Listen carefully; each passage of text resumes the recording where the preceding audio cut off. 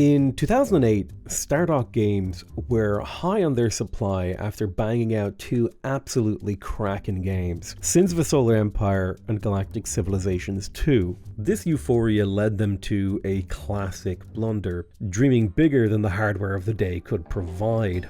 The original Elemental game was designed to be the ultimate 4X fantasy sandbox strategy role-playing game, which, as you can imagine, led to disaster, as the scope had to be cut back continuously to fit inside the 2GB of RAM that were available at the time, and ultimately the game Elemental War of Magic released in a state that could only be described as controversial. In simple terms, it was very unpolished. This would be the first of 3 games that were born out of this original idea.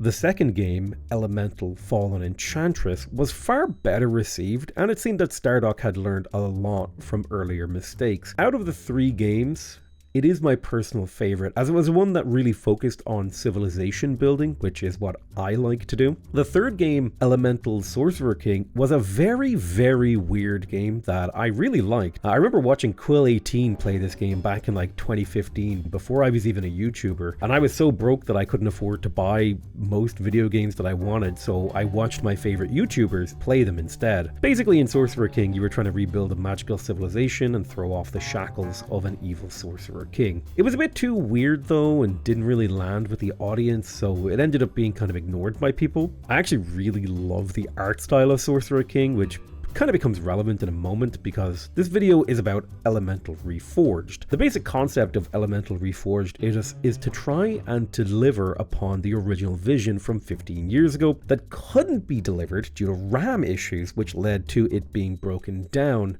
into 3 different games. I do find RAM being central to this story very funny, considering the effect that AI is having on RAM prices today, and that the developers used some AI tools to upscale the assets of the original games. I just find it funny how the world works, and we've kind of come a little bit full circle on that one. Now, it seems the developers have chosen the most popular and critically successful of the 3 games as the base game that they're going to build the reforging upon, which makes me personally a little bit sad because I actually think the art style and assets of Sorcerer King are fantastic and far superior. In a way, they actually remind me a little bit of Civilization 6 graphical style, in that it is a stylistically simple palette of colors with high saturation and using shape and color to make a very readable game from an artistic point of view. If I was in charge, I would have used those assets, but I'm not in charge, so I don't get a vote here. Now, if you're thinking, okay, I got the history lesson, what the hell is this game actually about? Well, it's actually quite difficult to summarize because the vision here is both an emergent narrative sandbox adventure RPG strategy game in a fantasy setting that the developers created themselves, like a whole cataclysm with a bunch of story, and you can go really deep into the lore. There's a book that was written by the designer. You can go deep if you want. So the game is that. Plus, it's also a platform for creation with a level of modding support that, if I was trying to sell you on the game, would be like, you know, as close to open source as you can get without being open source, with a bunch of tools built for players to make whatever the hell they want in this incredibly broad world to tell the adventures and stories that they want to tell. Now, before you get too excited, right, I've given you the kind of, ooh, that's all the marketing stuff, right? Before you get too excited, I want to remind you, this is what the developers want to do. It's not what they have delivered to date. Those are 2 very different things. So if you have $20 to burn and you want to support the game, go ahead and buy the game, because every sale is going to encourage the developers to keep working on the game beyond the scope of what they've already planned and budgeted for in the Reforging project. If you don't have $20 to burn and you still want to support the game's development, then you can add it to your wish list on Steam instead. I'll put links in the description of the video for your convenience. However, if you're still on the fence, then we're going to be taking a long look at what they have delivered to date in terms of the gameplay in the gameplay section, and by the end of that, you should know if you're interested in buying the game or wishlisting it or trying it out for yourself, and so on and so forth. Now, the last order of business before the gameplay section is I do recommend actually going to the news section on Steam and reading through the developer diaries yourself if you are interested in the game's development. There are some really interesting insights into the game's history and the current development that makes them a really fun read. I especially like how upfront and Frank Brad Wardell is about how he views early access in Developer Diary 7, where he wrote, and I quote, "Early access should not be a glorified demo," before asking his community to weigh in on whether or not they should even consider releasing the game in early access as a beta product. After they actually consulted with the community, they did release the game into early access with Beta 1. On the October the 23rd, 2025, which brings us to today, with Beta 2 having released on the 16th of December 2025 and it being around New Year's when I'm recording this. It's time for us to finally jump in and see what this game is all about. I do think that if you've never played Fallen Enchantress, Legendary Heroes, I think, you know, based on the little bit of time that I've spent with it, I do think that this game offers an opportunity to have a very unique 4X fantasy game experience. If you have played Fallen Enchantress Legendary Heroes, I don't know if this current beta builds upon that enough to really be worth jumping in. For me, yes, absolutely. But I think that's a decision you're going to have to make yourself. Anyway, like I said, let's jump into the gameplay. Hey, Spuddies, Potato McWhiskey here, and welcome to Elemental Reforged. So I did a bit of a long intro where I talked about the game, but let's go ahead and just jump in and start a new game. So we're going to take a look at what this is about. Now, effectively, the developer's plan is to take the Elemental games and try to make them meet the original vision. So we've got a few characters here that we can choose from. We can also create a character, which is a lot of fun. I'm a big fan of Lord Relias, though, because of I really like Trained Henchmen. Like, you can create a character, which is really, really cool. You can, like, randomly generate your name. You can choose your race. There's a variety of different races, with the two major ones being human and fallen, I think. Can't remember. Those are the two major ones. You can, like, pick abilities. It's very cool, very nice. Lots of cool stuff going on in here. So we can be men, we can be wraiths. So men have, you know, Altarian blood. You can choose, you know, different bloodlines. Each bloodline has its own special abilities, right? Like, so the Kingdom of Altair gives you extra experience as well as rush. You can also create a new bloodline. We could call this the Potato Veined Destroyer or something. The potato, we'll call it the starched ones, right? And we can, like, choose a whole bunch of different abilities. Like, we could be archers, we could be quick, we get more initiative, which makes our units act sooner and more often. We could be master scouts. We could be, like, there's so many cool, interesting ones. I do remember there was one I always really liked that was like short spears. I don't remember what it was called, but it allowed you to wield a spear in one hand. Anyway, you can give yourselves weaknesses, all sorts of cool stuff. We're just going to play with the default existing content for now. But when you're creating a sovereign, you get, you know, a few little bits. You can customize their attributes. You can be air, earth, fire, life, water, magic. Each of these has their own special abilities, both like strategically for your cities, tactically for your battles, and then enchantifically for your units to buff them up and enchant them. Lots of really cool stuff in here. You've got talents, right? Like, sure. Let's take a moment here and just look at this in a little bit of depth, right? So we've got wraiths, the Empire Realm. So they have Wraith Touch, which they drain 1 hit point from their victim unless they resist. They have extra dodge and minus 1 hit point per level. Then you've got Trogs. They have Trog Blood. They get +2 attack when they're under 50 hit points. And they go Berserk. And Berserk units never cast spells. Ooh, they can train Juggernauts. Very cool. Irksome Blood, +2 attack when in an army larger than 5. This unit receives double the normal swarm bonuses. That's quite powerful. Quendar Blood, so they are resistant to fire but weak to cold. They can train slaves. Oh, interesting. So you've got different factions, right? Each one has their own blood. You can create new blood. You can add points. You can take points away. You can make your guys vulnerable to magic, not have range. Like, you can go hog wild in here. Like, oh, you can't craft armor. Boom. There's so much you can do. So much you can do. So let's take a look at the attributes that we can choose for our guy here. So, fame from completing quests. Bandit units. Ooh, Bandit Lord. That's kind of interesting. Silver Tongue. Attack versus Beast. Extra research. Better spells. Better armor. All units get extra defense. That's quite good. Extra experience.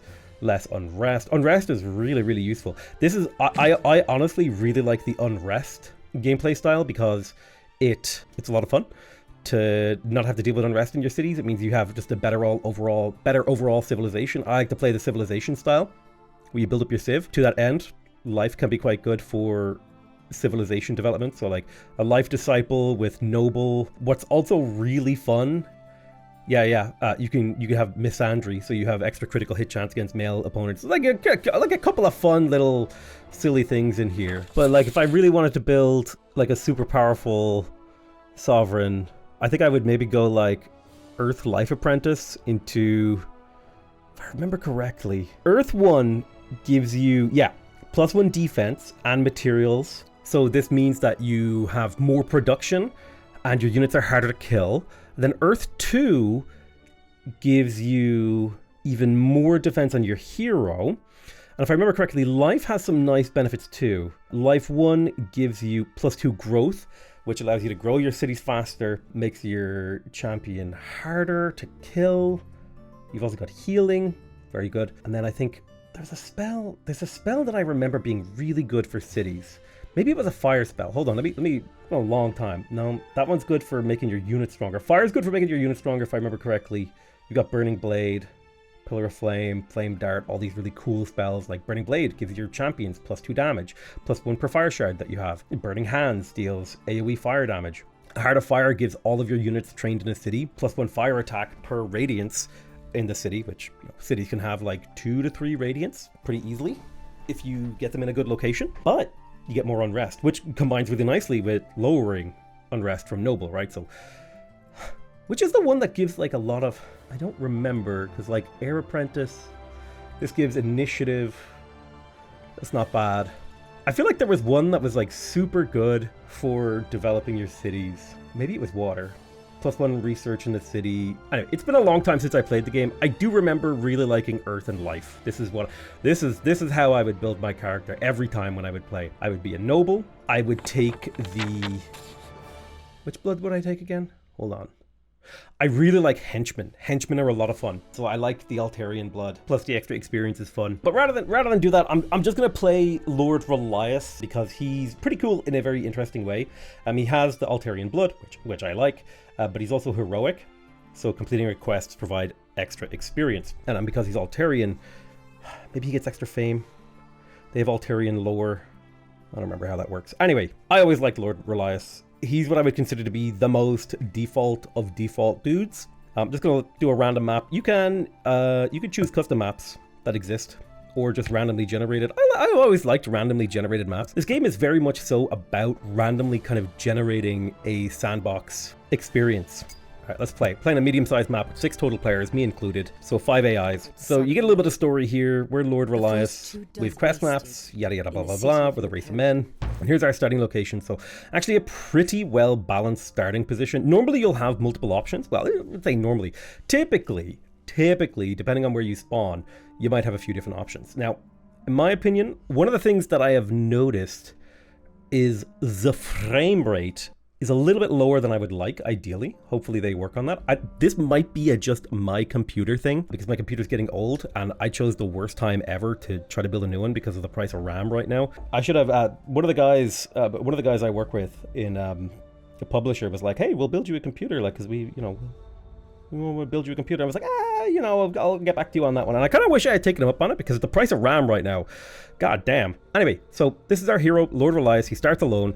We're going to settle on this 3 food, 3 grain, 3 material, 2 essence. Well, it's not essence anymore. I think it's called resonance. They've kind of changed things up. Basically, this is growth, production, magic. Those are your 3 numbers, and you want all 3 of those numbers as high as possible. Generally speaking, I want to say like 2 essence. That's a good military city. So let's go ahead and settle a city right here. Boom. The kingdom arises. Classic Stardock fashion. They play a little movie, which I really like. It just adds that little, the first time you did something. Here's our kingdom. So our capital city of Attica, you can rename it if you want, or at least you used to be able to. And maybe they don't have that functionality in. I mean, they are rebuilding the game from scratch, basically. It was originally a 32-bit game, and now it is a 64-bit game. So some of the things we could do, sort of classic magical stuff, right? We've got income and taxes. lower taxes, less money, more taxes, more money, more taxes equals higher unrest. You can see the unrest rate here. As I lower taxes, the unrest is going down. And as I raise taxes, the tax rate from our gross revenue is going up, but our unrest rate is also like ridiculous. And basically the higher that your unrest is, the less non-gold yields that you get, right? So let's say your city produces,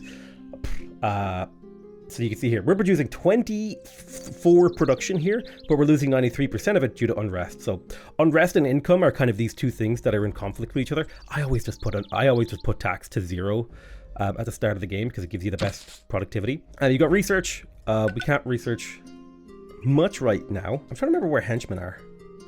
Always loved research and henchmen. It's like a guy called like a torchbearer, if I remember correctly. Anyway, you've got kind of 3 schools of research. You've got your civilizational research, which focuses heavily on buildings and imperial development. So you've got like civics here. Bell tower lowers unrest. Docks gives you extra food and gold. The inn gives you food and gold. You can produce wealth, knowledge, restoration. You know, basically you can kind of tell what they do based on their name, like animal husbandry. You've got a storehouse, which gives you food. You've got a pastor, which gives you hit points. You've got a butcher, which gives you food. And each one of these things is going to do sort of different stuff for your civilization. And then you've got magic, which is going to be all about equipping your units with magical abilities, right? So you've got, oh, henchman is in magic. That's right. Yeah, the torchbearer. Very cool. Awesome. So you've got magical charms, which will give you access to magical items. Because of this game, you design your units. I'm going to start out with, which one gives production again? Yeah, mining. Go straight for mining, +1 production per material. Food per grain, research. Research is really useful. We'll go for knowledge. Yeah, you design your unit. So like we could train a unit here, right? The King's Ward, that's a unit that I designed. So and so is the monk. In fact, let me just quickly retire the King's Ward and the monk real quick. So we can just have the normal bog standard units available. Because that was me playing around with the game earlier. So we start out with 4 basic units that we can build, right? We have the militia, just man with a club. That's it, right? If we go into design menu, this is the dude with a club, and you get 3 of them in a pack. Then you've got your pioneer. This is your settler, your builder. They build outposts, they build roads, they do all that sort of stuff that you would expect a pioneer to do. You've got your explorer. It's your exploration unit. Quite an expensive unit, but it does have extra sight range while being relatively weak. Then you've got your experiment. Your experiment is kind of like more like your bog standard military unit. The difference between a spearman and a militia isn't really that much. The big difference is that the spearman has slightly better, quite a bit better initiative and +1 defense, which makes them a lot better than militia. But we don't want to use these like bog standard nerd units. We want to take this spearman, we want to edit him, and we want to make him even better. So first things first, right? We're going to click edit the spearman, and we'll change him up. I'm going to unequip the soldier's gloves because that's 3 labor. And there's 3 dudes in the squad. That's 9 production right there for +5 accuracy. I don't think that's worth it. I also don't think +1 initiative is worth another 9 production right there for the squad. Now the leather vest, +1 defense, that is worth it. We are going to just have them use spears. That's fine. We'll just keep the leather vest for the +1 production. We could, in theory, give them like a belt of speed or whatever, but some of these I think are like debug items, so we're not going to use those. You can obviously customize him. We can make him bald if we want. It'll be a bald spearman. We can give him like little headbands and stuff. The graphics are kind of kooky and old school. It's whatever. Just mash. You could be male, female, whatever you like. You can mash that button. One of the things I really love about this game is actually the equipment you give your units actually shows up on their character. Like you could see like the gloves actually change based on like the equipment actually appears. So that was one aspect of the game that I thought it was like super ahead of its time in like a very interesting and cool way. I don't think these show up because they don't have like a thing. Anyway, what I like to do in the early game is I think having really high quality units to assist your king ruler is really, really important. In particular, you want units that are really survivable. So I could pay 30 production, right, which would be 90 for a squad of 3 for 8 health, or I could like increase the total health of this unit by 9 for like 10 extra production. That's pretty damn good. It's a 33% increase in production, but about a 33% increase in health. And then we can do that again with Iron Skin, which naturally adds a whole bunch as well. But you have to remember, defense interacts directly with attack. So this will actually lower the amount of damage these guys take massively, making these guys really, really strong. I don't really These are usually the two that I go for in the early game. Another good one to go when you have Altarian Blood is to take Charge. You can also do some crazy stuff like if you take Charge plus, there's one that like gives you initiative on the first turn of battle. Yeah. If you take Charge and Ambush, you could do like crazy Charge strats, which you guys like Charge, Ambush when you're Altarian because they have the rush ability. So not only will they almost always go first, they run really far and have the rush action, so that you pretty much always get on top of people.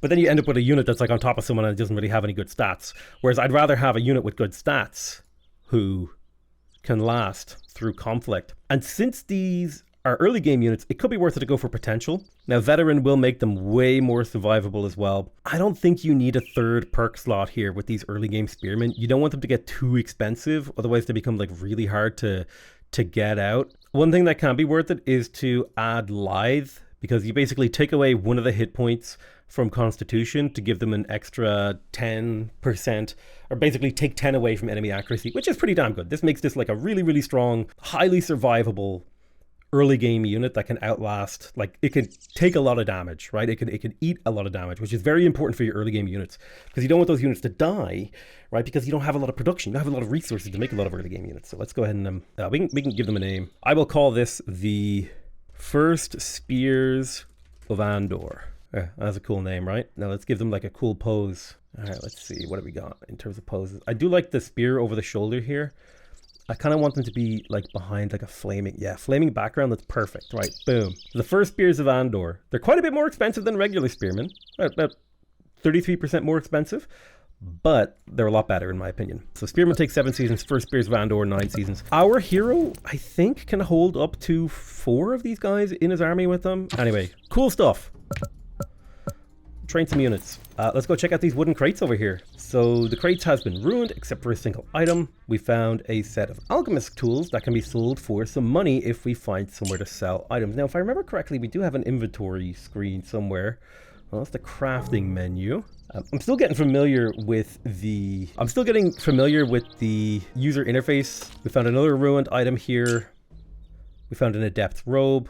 Gives spell mastery and defense. You know what? This guy doesn't actually have... Oh, he can't equip it. Must be a mage. Got it.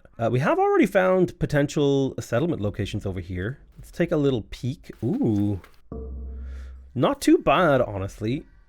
I don't know if we can beat this wildling army on our own. There is a shattered statue and a humble inn. If you zoom out, typically what you're going to see... It's kind of hard to explain. But basically, if you see stuff like this, that's going to be your resources. If you see these kind of like drawings, those are going to be your quests or your like goodie huts. And then if you see like these kind of tokens, these are enemy armies. And if you see these kind of black line filled in things, that's going to be bandit camps that you want to clear. So we do want to clear this wildling army. It looks like it's 3 wildlings, 4 attack, he has no defense. He does have burning hands. He could probably take this on his own. Let's just keep exploring. Play it safe and explore. We found a wolf pelt. Cool. We've got a weak humble inn. We should be able to easily do this. Not like the greatest land ever for settling, but not terrible neither. Let's go check out that inn. Let's see. You find a disheveled man trying to repair his eyeglasses. I will offer to help him. Show me the way to your library. So I gotta arrive at the library. Help this man with his glasses. Oh, it looks like we found a hero. So this is a hero that we can recruit if we have enough fame. If we have 14 fame, which right now we have 0 because we haven't... Basically, you get fame when you complete quests or you fight people or you do certain things. We can recruit Badra. We've got a couple of wolves here. We can fight these wolves, no problem. They do have a decent amount of attack, but it's a small wolf group, so we should be able to take them on. And this is like the tactical battle map. You'll see this a lot. Now, because we're Altarian, we should be able to rush, get up and bonk these guys. You have an 82% chance to do between 2 and 4 damage. So a pretty decent chance to get a kill here. Didn't quite work out. Units do counterattack when they're attacked, depending on the weapon they have, the class they are, so on and so forth. It does depend on a decent amount of effective. Oh, we did 8 damage that time. That's crazy. And then we'll attack again. So we got 8 XP for 16 health, and we got a growth potion. Awesome. I don't know if growth... certain things might not be implemented into the game properly yet. I don't know. There is a wolf den here. I think you can choose to leave it, and it'll keep spawning wolves. I don't know that for sure, but then someone else might clear it. So we got some gold and we got a little bit of fame. Nice. Let's go check this out. Chase them off. I'm fighting some scroll enthusiasts. That's a lot. Okay. First things first, let's cast. Uh-oh. I wasn't expecting this. I don't know why I did this. Let's cast the initiative spell. You can kind of see the turn order. We're going to get to go twice before the second round. If we cast initiative on ourselves, we're going to go more often. We're also going to cast Guardian Wind on ourselves so that we have more dodge against ranged attacks. We could do a horrific whale. It's only 2 damage, which doesn't seem very good. 2 to 4 damage. God, that bandit captain he's problematic. Let's just pass for a moment and see what they do. Jesus, these guys are strong. I think we can kill this Shadow Warg. Give me the old attack. Ow, throwing knife. Yeah, we're so dead. We're so dead. I don't even know how to retreat. I don't remember. It's been so long since I played. The dodge helps. Let's kill this guy. Yeah, come on. 3 damage. Oh, we're so dead. Boom. I can't believe I died so early into the game.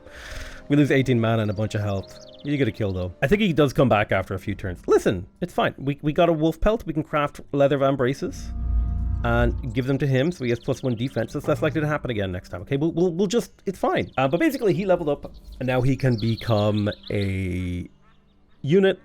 I quite like Defender. It's not very good. Commander is a lot of fun because you want to lower unrest.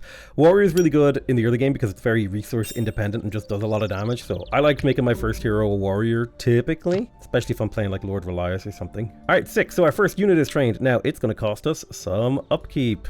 It's a very expensive unit. That's another thing that we need to consider, right? When you're training these guys take 1.4 wages. These guys take 0.7. These guys, you can have twice as many of these guys. So we're only going to be training 1 for Spear of Andor. Because even if we go to like brutal taxes, you know, we don't want to have to go to brutal taxes, basically is what I'm saying. So I'm going to build a merchant so that we can get a little bit of gold in, or a little bit of Guildar income. That's going to help us with this. We'll park these first Spears of Andor in the city. We'll just tab through a few turns while we wait for Lord Relias to heal. I do believe he will get experience passively from being inside the city. It's like 1 per turn or something. All right, 6. So we've unlocked the study so we can get more research. Awesome. I definitely want mining because of the +1 production per material adding up. I also want to build this gold mine, so I'm going to build that. It'll take 10 turns, but it means when I do up my taxes, it will mean that I don't need to up it as much. Alright, let's take Lord Relias out. He's healthy enough. We go do some stuff. We found a valuable item. A Shadow Dagger. Ooh, 9 attack, 3 initiative, +1 counterattack, and ignores enemy defense. Let's equip that on Lord Relias, which does in fact appear on his character sheet. You can see he does have that. That extra initiative is nice, considering we were using a rusty short sword that has -2 initiative. So basically a 5 initiative swing, +1 attack, and ignoring enemy defense. That's an excellent combo. We've got a pretty weak bandit right there that we could take on. We've also got these wolves. 13 health army. Let's take that on. One thing that I would love for the game to implement is the ability to auto-resolve a battle, and then to, if it doesn't go the way that you like, to go back and then manually do it. I think this is my mana up here to the right. I think so. We'll just blast these guys with burning hands. They come up, they attack the spearmen. The spearmen don't have a counterattack, if I remember correctly, because of the weapon that they use, but they're still pretty good. So important concept for like experience micromanagement in this game, if I remember correctly, is that if 2 heroes are in a party, you will get less overall experience, but regular units with a hero won't affect the amount of experience you get. All right, we'll pop into the wolf den, a little bit of gold, a little bit of fame. Now, our capital city, in my opinion, the town is a really good one for your capital city, but each type here has its own advantages. So conclaves have the ability to get more essence. Fortresses really like having essence, so the fact that, or radiance rather, so the fact that this location has 2 radiance is really good for a fortress city. Towns are great for food. Food and land control. Conclave's really good at research. Towns are really good at empire-wide improvements. I'm going to go with fortress. Well, you know what I need to do? I need to pull up the old spreadsheet I had. It was an old guide. Yeah, a failing guide for Fallen Enchantress, legendary hero, that told you what they did. So if I recall correctly, fortresses have really good production, towns have really good buildings for your empire, And conclaves are good for research. Let's go to fortress so we can go with more military matters. Plus, I like production. What have we got here? We got a couple of like loot crates and a bandit camp. We'll go clear that bandit camp. I'm hoping this should be an easy auto resolve. The problem with not being able to go back and refight a battle, depending on the auto resolve outcome, is that if you're trying to be time efficient, sometimes your guys get killed. That's why I like high defense units in my armies. Okay, so Lord Relias has leveled up. He is a warrior. We have a variety of traits that we can pick from now that he's leveled up, right? So for example, we could get him +1 initiative. Initiative is probably one of the strongest stats in the entire game. It's probably a little bit too good, if I'm going to be real with you, to the point where spending 2 levels to get initiative is actually not completely insane. Burning Blade is also really damn good. So like leveling up the fire discipline to get Burning Blade, which would give our champions +2 damage. It does require mana upkeep, so it's kind of more late game when you actually have this sort of freedom to start casting that sort of stuff. Whereas in the other game, you want to save your mana for like battle spells. I do think just going for lethal 1, 2, and 3 just gives your hero a total of +12 damage, which makes him extremely good at early game clearing. Considering it's early game and we're still clearing, I think that's a pretty reasonable thing to do. We'll go investigate his swindler. So whoever this debtor is that owes the innkeeper some money, we're gonna go be a debt collector. All right, nice. We found some soldier's boots. I'll equip those. Those are worth it. Some monster bones here as well. We found a skeleton with a healing nectar. Awesome. That's a useful item. Any of your units can use items, by the way. So items are a lot better than you would at first think. All right, let's go attack this wolf. We will auto-resolve, hopefully. Hopefully things go well for us. Might take a little bit of damage, but that's okay. Nice. Your regular units can level up as well. Now, if I recall correctly, when regular units level up, they don't get too much. Oh, you can equip. Oh, that's so weird. You can equip items to units now? Oh, they've completely changed this game. Oh. That is so cool. I didn't know this was in the game yet. I thought this was just something they were planning. Yeah, you can equip items to your units too, by the way. But basically, when they level up, they will get there, mostly. How do I show your stats? So they get a little bit of spell resist, they get a little bit of accuracy, and that's all that I remember. And health. They get health based on their level. Yeah, +4 there because they've leveled twice or something. I don't remember. Oh, that's kind of fun that I can give them that. Oh, I won't equip them for now. What's going on here? A Darkling army. Let's go check out those Darklings. Whoa, you guys are meant to be together. Don't be going off alone. All right, should be an easy auto-resolve here. I don't think 2 single unit Darklings are much of a threat to us. Picking up some free resources. Excellent. Found a mana shard and a little bit of fame. We are getting our fame up. We can craft a leather boots, which I will give to Lord Relias. High defense helps a lot. Ooh, there's some more monster bones over there. We do need to get over here. Ooh, a might mob. Now, might mobs are a little bit scarier because they're groups of darklings, so we probably won't be able to take those guys on for a while. Ooh, we found an item in the hand of a skeleton. +15 experience. Hell yeah, use it. It's like a little bit of a level up there. Well, close to a level up. We've got a wolf's army here. And very much so our early game goals are to collect resources. So now we have a gold mine. We pop into the city. You can see the city is producing 6 base guildars. And we're taxing that at 10%. So we have enough money now to kind of consider expanding our military if we wanted to be able to attack more stuff. One thing we should definitely do though is actually look into casting spells, because meditation, that's one of the best spells. It costs no mana and gives you mana based on the amount of radiance in a place. That's just +2 mana right there. And if we save up for... Heart of Fire is really good. I can't remember.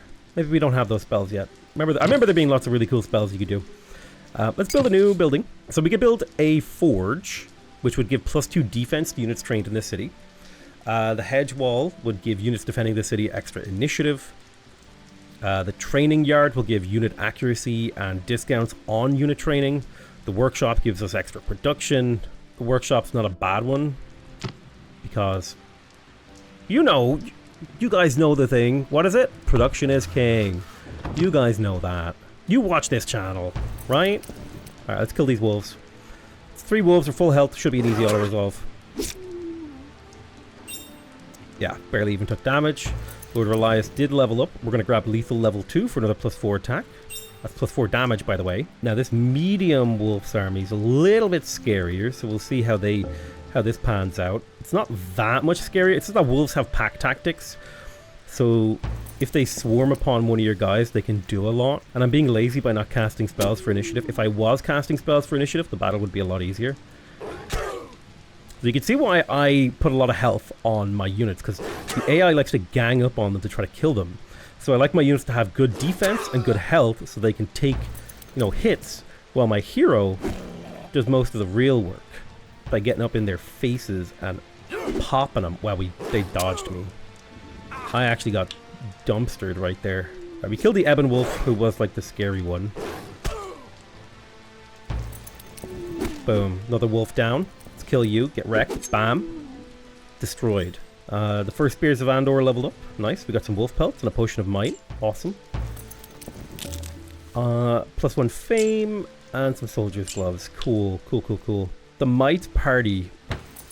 I tell you what, let's try to avoid conflict for a little bit while we let these guys rest up their health. We've unlocked the garden. We can start a new research. Let's go for civics. I like going for like empire building in the early game. Find a studded collar. Oh, it's like a consumable item, right? Yeah, tactical consumable. I'm gonna head back up this way. Oh, Lord of Relias is under attack. Oh, they attacked me. Ooh. Yeah, sometimes, now, it doesn't always happen, but sometimes they do this. This is going to be one of those times where I cast haste on Lord Relias to make him faster.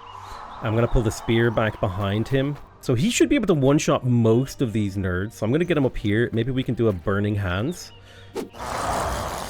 They did resist it, but we also got a bit of damage in. Let's go ahead and slash these guys. Bam. So he doesn't have much in the way of defense, but he does have counterattack and a regular attack. So he's not terrible. And our spearmen are far enough away to where they're not prioritizing him. So now we can bring the spearmen up and do the impale attack right here, dealing damage through our opponents. And then Lord Relias. That dodge was devastating. Don't dodge again. Oh my god, the double dodge! Give him the old stab. Come on. Yeah, I knew there was no way he was getting a third dodge. Like, that's crazy. And you want to attack enemies with a lot of models so that you can reduce their total DPS output. The fact that these guys have 2 models versus this guy has 1 mean they actually do twice as much damage because there's 2 actual units attacking. Like, the number of units you see is actually because, like, each one of these spearmen makes the attack, right? So we do 3 to 6 damage 3 times. If we hit, boom. So that's worth considering. A lot. Ooh. We can go to the Might Slayer. Let's hit this mysterious hut, actually. So we can offer him a job. Hey, we got an ex-swindler and some fame. So ex-swindler unit. His skills, he has potential, he likes plate mail, and he has halt. It's actually not a bad unit. We could definitely upgrade this guy. We need to get him back to our influence before we do that. All right, let's check this out. +1 fame. Ooh, an assassin's knife. That's really good for killing champions. Tempted to equip that. Let's equip it. Let's come back and explore here to see if maybe there's a better tile. In our capital, I'm gonna get myself a couple of pioneers. We're kind of at the point now where it might be good for us to do a little bit of a little bit of expansion. We've cleared out the nearby area. Like, this is pretty safe here. There's only 1 wolf lair nearby, so there shouldn't be too much in the way of enemies. We can go clear that wolf lair. There's some wolves over here. Let's clear the wolf lair first. You know what? I'm gonna have to fight this battle manually because whatever that guy is called, I forget his name already. The guy who I just saved, he's gonna like YOLO in and get himself killed, and I don't want him to do that, so I'm just gonna retreat with him. The battles are pretty simple. There's not like a whole lot of tactical strategy that goes on. There's a little bit, but I don't know if units actually have like zones of control and stuff like that.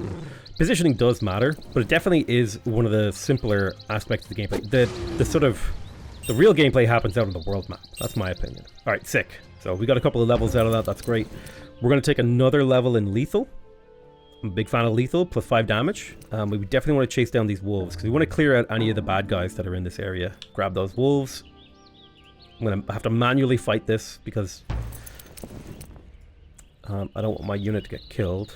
Should I be spamming? I probably shouldn't be spamming spells to make battles go faster, but I'm also just really lazy sometimes. So I'll just like shoot mana off just to save real time when the obvious good choice is to not do that. Anyway, we'll zip over here and we'll spank this wolf. Bam! So we've got a pioneer party. We need to decide where we want to settle. I definitely want to settle over here. It is going to cost me an essence. Coming into the city, we shall build... I should definitely build the Tower of Dominion. All right, what's our population growth? We get our next level at 57 more population. Yeah, we definitely need more food. We could train another unit, the First Spears of Andor. If we're going to be training units, we definitely want to make sure that we train them the right way, right, with all the buffs and stuff. I tell you what, I'm going to train another pioneer to build an outpost. There's a clay over here that could be useful. Also, I forgot to clear this wolf thing. Didn't clear that real quick. Oh, I cleared it with a pioneer. Whoops. Oh, you can't even visit it with regular units. You got to use a hero. Right, whatever. Anyway, of these locations here, this one is really good for building a lot of buildings, but it is going to grow so bad. It's like never going to grow. Whereas this will build buildings 20, like 1/3 slower, but grow twice as fast. If that kind of does that make sense? So I think the 2-4 here is the play. So I think I'm going to take my pioneer. I'm going to settle right there because I don't know if I want to have that low of food. 1 food. That's crazy low. I mean, eventually, when your empire is big enough, it's not a problem, but it would be a problem for us right now. Plus, some production from material in mining would be useful. It's going to help our overall productivity. We're going to settle a town right here. We're going to spend an essence to do that. This is Avalon. Essence is this material that's used for a variety of different things. Think of it like a settler limit, I guess, in a sort of sense, but not exactly. All right, let's build a logging camp in here to improve the productivity. Ooh, we found some catapult ammo. Interesting. This guy requires 43 Gildar. I'm going to go to low taxes now. Every time you settle a city, you are going to get an unrest increase. You can see that city count penalty. And also, if the territory is not contiguous to the capital, you get 15 unrest. And that's just 15% of all the resources just not going to me, which obviously we don't like. I don't remember how to build roads. I do remember how to build outposts, though. So I think I'll put an outpost. Oh, didn't mean to do that. Misclicked. The nearest bad guys to my civilization is down over here. I'm trying to think. Where's my next expansion direction? I've kind of taken care of all the nasties that are around this. So I'm thinking I might come around these mountains and loop my way back up to the north in terms of exploration. So the capital is finished constructing. We do want to lower unrest if we can. This is also one of the really cool aspects of the game is you actually place your buildings on the map. It's kind of cool. Put a bell tower right there. You can actually design your towns. I remember there was you could customize your city tiles there was a modding tool or something. All right, so we'll build an outpost right here. That's going to create a sort of bubble of influence that I can connect my empire to. And we can, in theory, this one is giving any materials that are inside this outpost will go to Attica. I think you can change. I don't remember. If you played Galciv, you know what these do. These are your constructors. What do they build again? It's God, these are your star bases. So you've got the Abbey, which makes it cheaper to use tactical spells. Your units attack harder. Enemies move slower. +1 zone of control. Allies have defense. The attached city gains growth. Doubles the movement. So if we want to be able to defend this, we build this. Takes 14 turns, which has to be built by the city that it's attached to. But we're not going to do that. Eventually we might, but right now we just wanted this outpost so we can get this clay pit, because that's going to add a material to the city. And the more materials you get your production per material times the number of materials. So this would actually be worth another 9 base production here if we can get that clay pit up. So I am going to prioritize getting that clay pit up. So I'll put it to the top of the queue. Let's put down a workshop here. It is good to get our really, really strong production is good. Basically, you get more stuff. It's an abandoned village we can go check out. There's a ruffians army. Oh, shoot. I never brought this guy back to upgrade him. Oh, it's a few turns wasted. It's not the end of the world. We have met Umber. So if we come back here, we can upgrade this guy. I can't afford it. Okay, how do I sell items? I remember that being a thing. I want to sell my items, dude. I'm gonna have to raise my taxes. Well, I'll just have to play it really safe and keep my ex-swindler alive. It's fine. Okay, so we got the quarry here. This quarry resource is now going to Attica.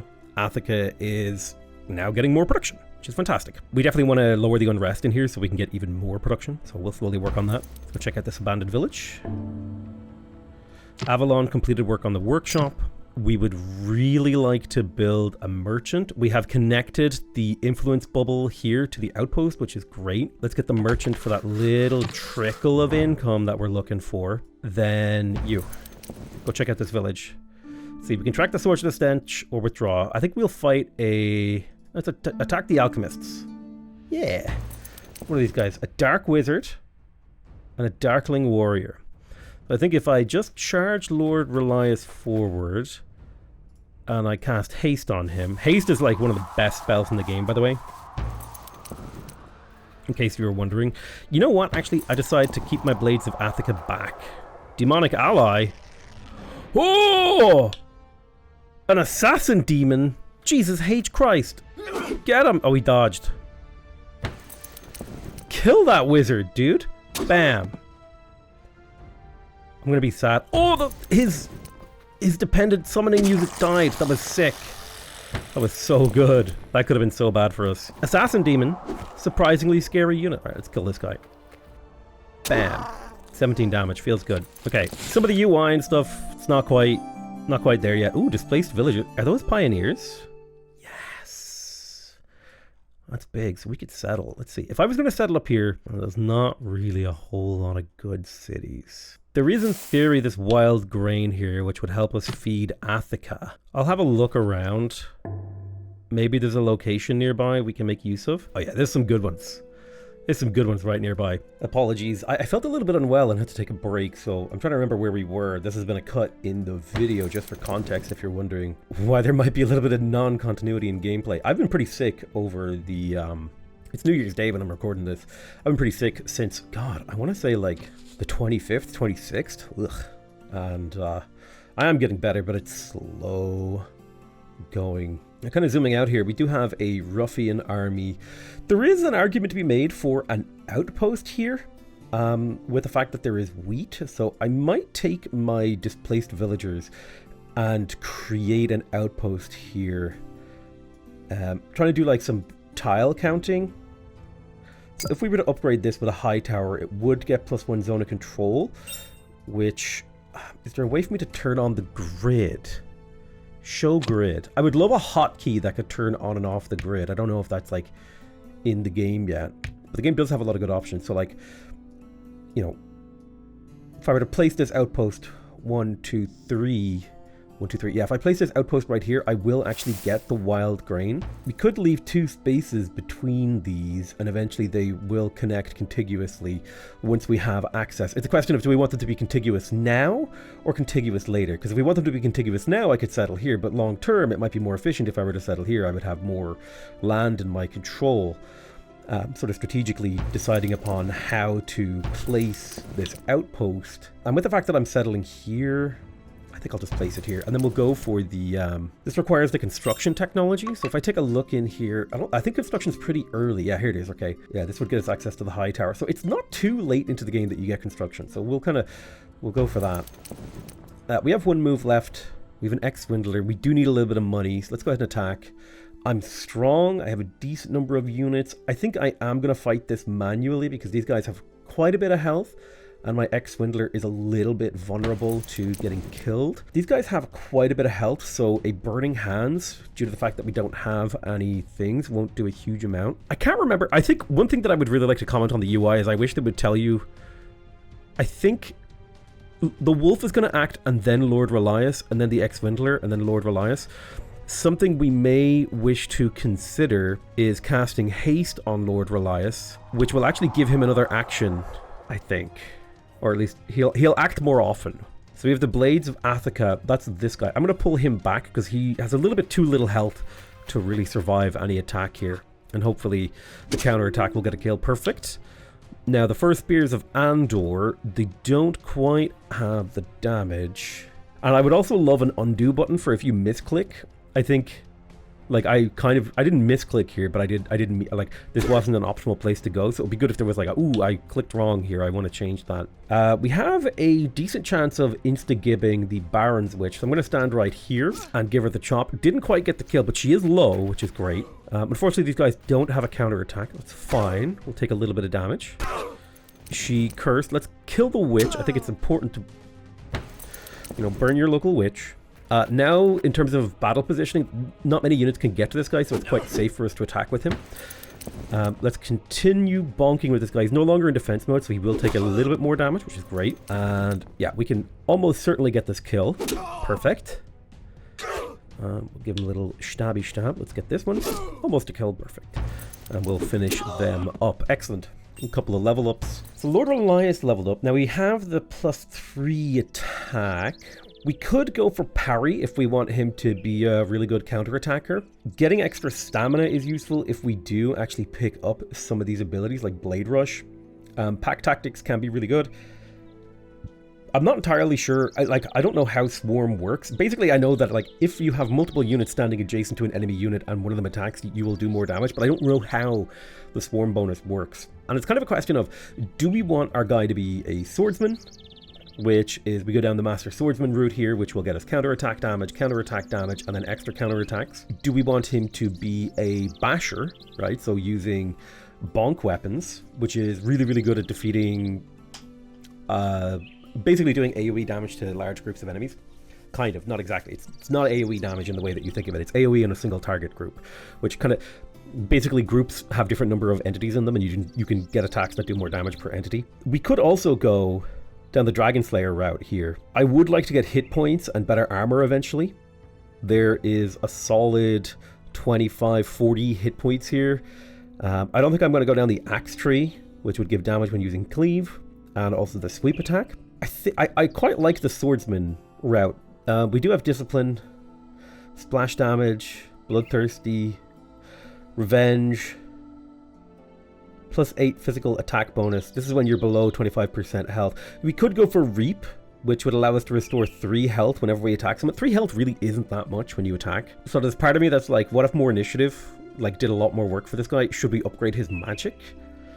We could get Storm, Fire Disciple, getting us Burning Blade. These are all pretty damn good.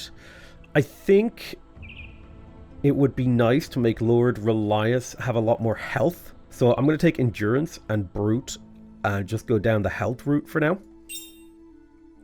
Kind of make him a generic bruiser. Ruffian Camp, yes, there's some Gilderan fame. Awesome. I'm actually going to break off the Ex-Swindler and send him to my territory in order to get upgraded. We found a valuable item. It's some garlic. Crafting item. Let's create the outpost right here. Oh, so now this is the new dynasty system. So we can actually arrange a marriage for Lord Relias and he will have children based on that. Now we need to get more fame. So we've got Priya, Lysara, and Astrid. Oh, a rare wife. We can get an Amarian wife. We can get a Mancer wife. We can get an Ioneer wife. There's some really cool stuff here. I reckon we'll need to save up a little bit of fame in order to make that work. So we'll just chill. We need to build up our fame before we can do that. We do want to make sure the Ex-Swindler gets to move on. Let's pick up the Abandoned Villager. Let's see, enjoy the conversation. Let's get these settlers. So we grabbed ourselves another former settler. That's actually really useful because there are potential cities down here. I will continue to explore a little bit. Like these ancient texts are going to give us a little bit of research, which means we get mining sooner. We do have a Darkling army over there and some wolves. Let's kind of step this way and see what we can do. I think I'm going to go ahead and build a farm on this wild grain. That will be done in Attica. It will take a little bit of time. Let's attack these wolves. We'll go to battle. That's a lot of wolves. You know what? One of the most important stats when you're fighting wolves is going to be haste. So I'm going to do haste on my leader. Because wolves, once they start swarming your units, it can get really bad for you. Thankfully, they are deciding to attack the spears and not the settlers. Uh-oh. The settlers are very vulnerable. Don't like that. Let's retreat the settlers. They're not really fighters. I'm going to move my spearmen one tile here, then give them the stab. I'm going to move you here and do a Burning Hands, hopefully killing both wolves. Excellent. And then we'll move you here, killing this wolf. Yeah, haste is so good. It's just such a good spell for giving your units, you know, actions and mobility.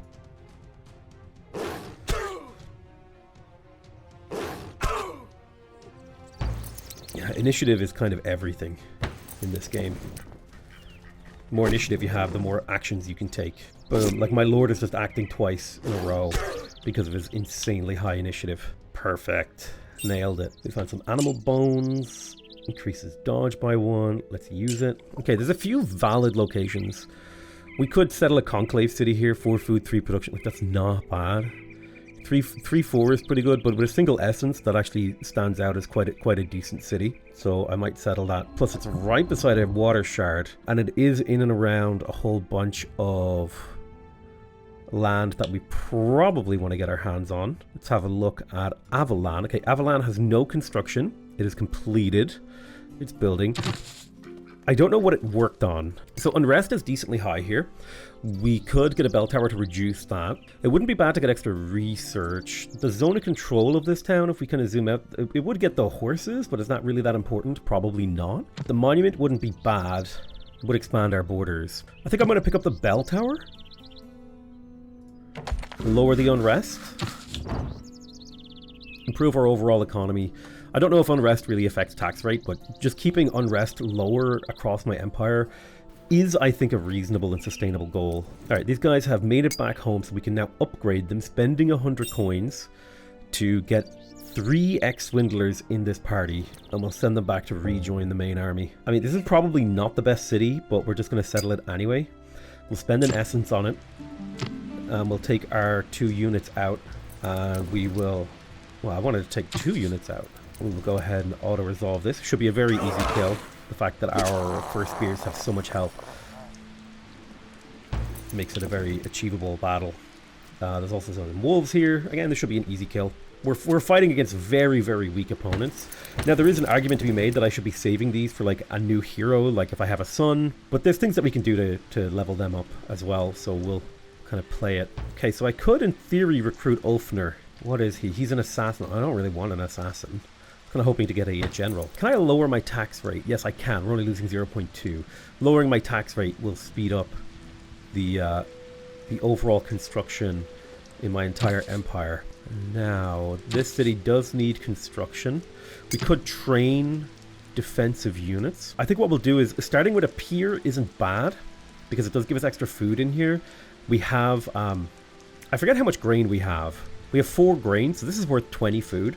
That's an extra 20 population. So I think I will place the pier here. A nice little river source. I would like to see maybe like different kinds of rivers and stuff. So we found Magnar, who is skeptical of a friendship with the Empire. So let's clear out this Darkling stack. We will auto-resolve at full health. These should be safe and relatively easy auto-resolves against some of these. Nice chunk of experience. And we'll go ahead and step in there, picking up the Darkling camp. We can raise land. That's a interesting thing that you do, because you can actually get rid of or build mountains and stuff. So my hope is, now that we've cleared this, we'll be able to expand the city, no problem. So looking around at threats to my empire, we've got like a cave bear over here. Cave bears are really hard to kill. You kind of want to kill them in one turn, because they have this ability, Maul, which basically means that it will continuously attack until it misses. And if it has high enough accuracy, it can just like one-shot a unit of yours due to its high damage. So Maul is a very scary ability. Very good if you can get it on, like if you can get yourself a bear or a unit with Maul.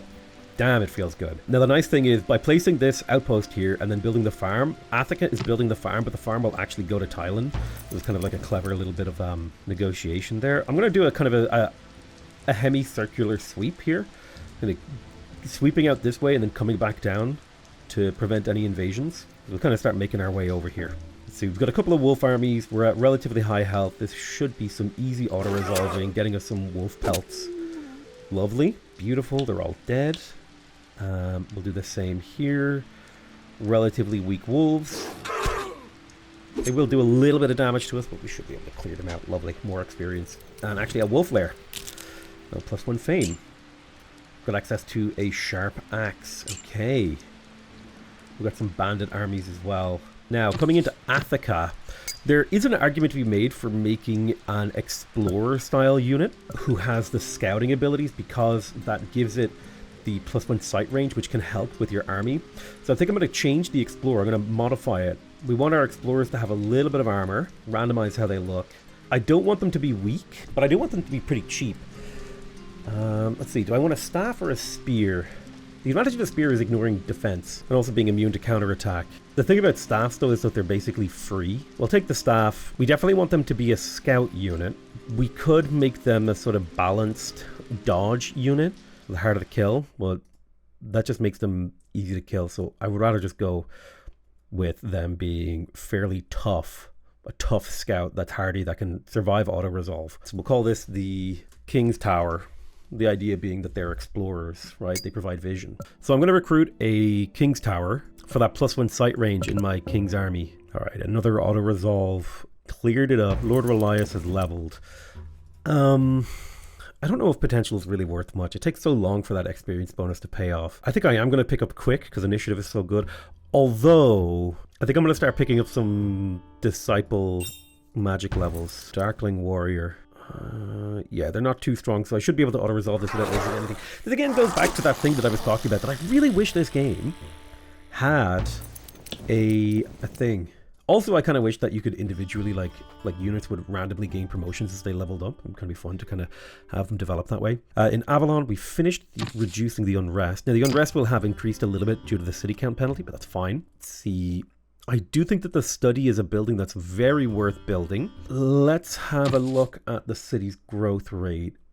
It's growing at 1 because it has a small surplus. A population of 40, so it'll take quite a few turns before it levels up. It has no essence, so it's good as a city or as a conclave, depending on what we want out of it. I reckon we can get started on study in here. I have kind of held off on increasing my science for quite a while, so let's start building some studies. These guys are demanding tribute. We will never pay you tribute. Thank you very much, sir. I am not scared. It's too early in the game for you to be able to really threaten me. There is a bandit archer's army. Now, the danger of a bandit archer is that range units are actually really strong in this game at like killing your weak backliners who are maybe vulnerable to attack. There's a lot of stuff out here that we need to clean up. Very nice. A little bit of experience. And I'm almost certainly going to rest for a couple of turns here, waiting for this army to heal up. We will send the King's Tower. I'll probably have these guys chill for a few turns. And we could build a cleric. I think I want to build the Tower of Dominion in my capital, because leveling up your capital is actually really important. This is a sort of, I guess the simplest way to describe this is that it is a national wonder. You can only build it once in your civilization, so I'm going to pop it down right there.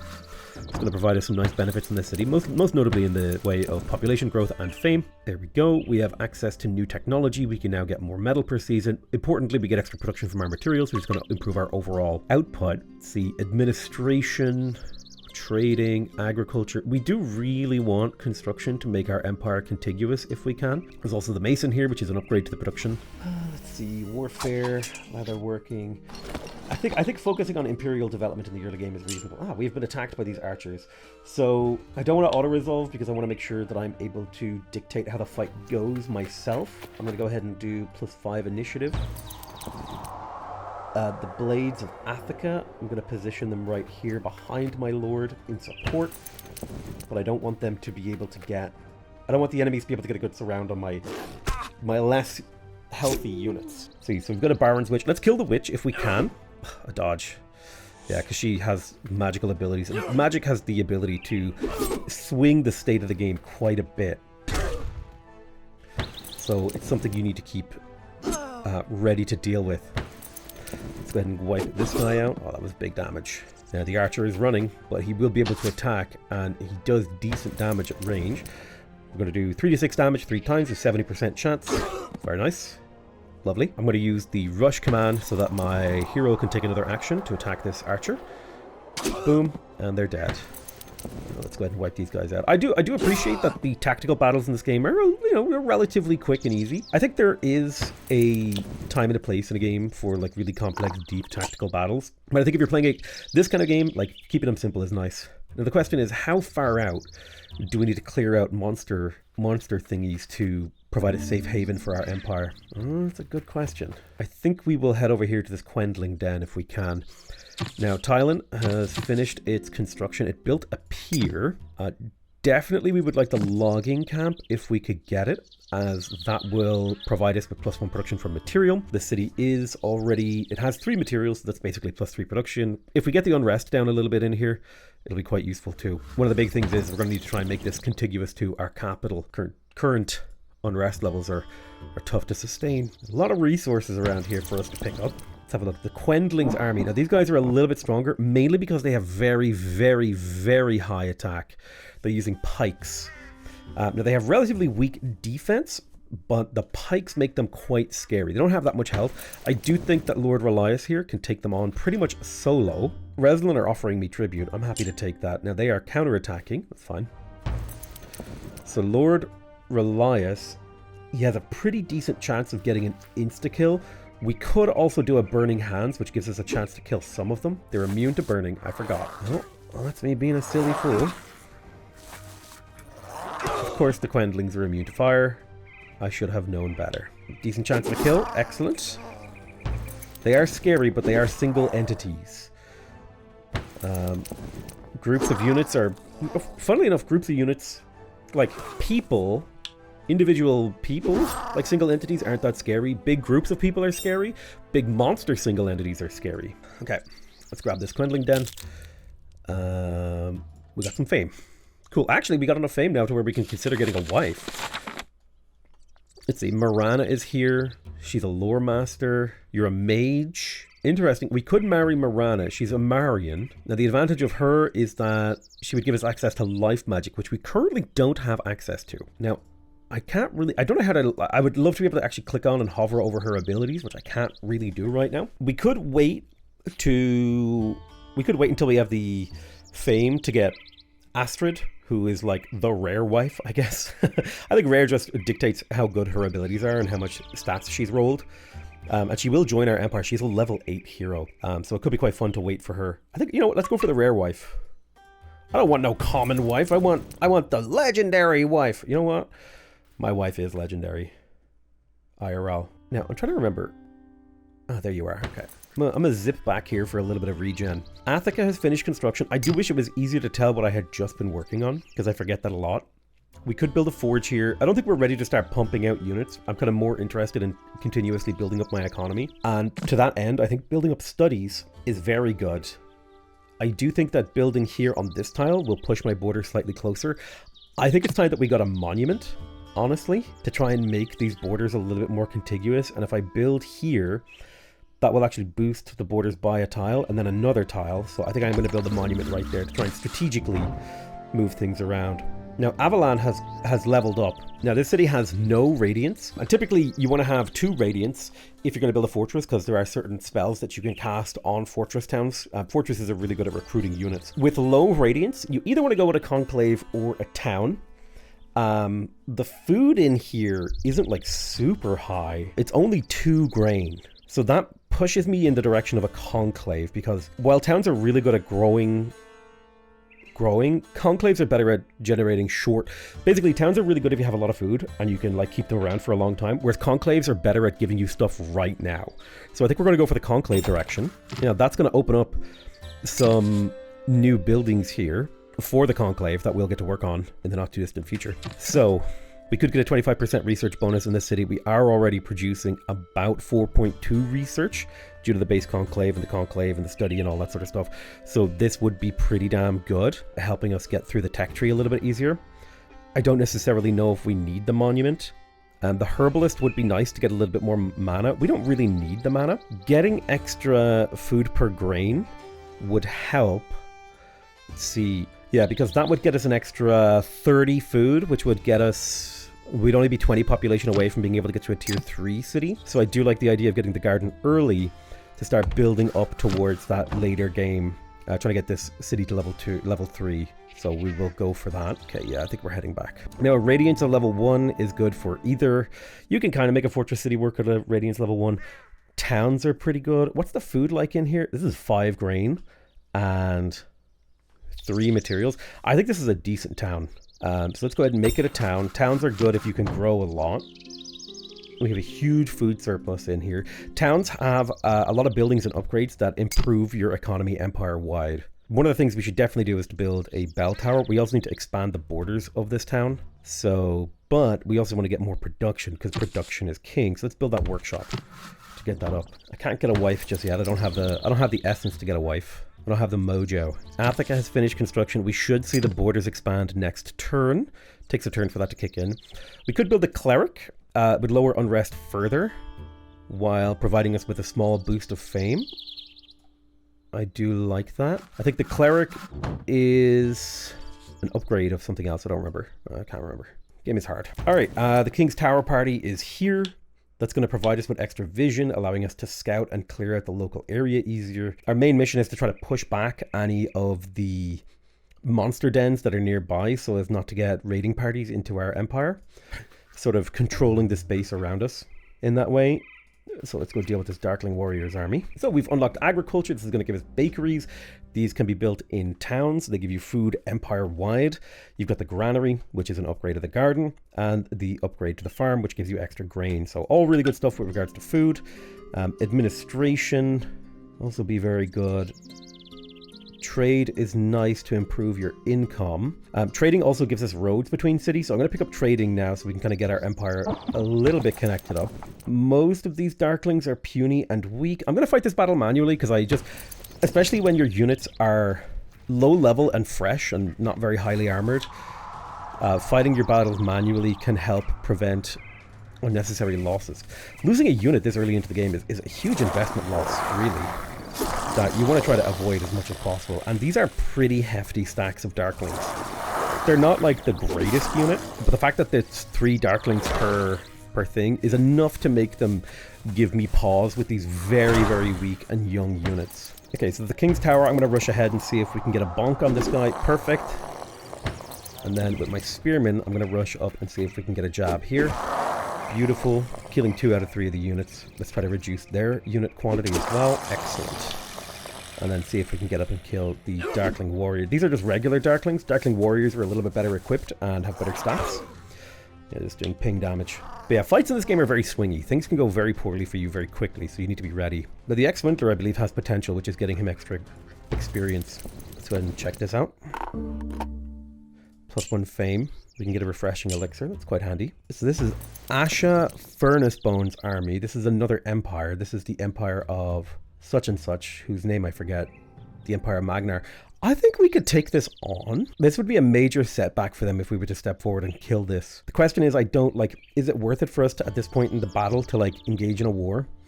Let me see. 120 health versus our 190.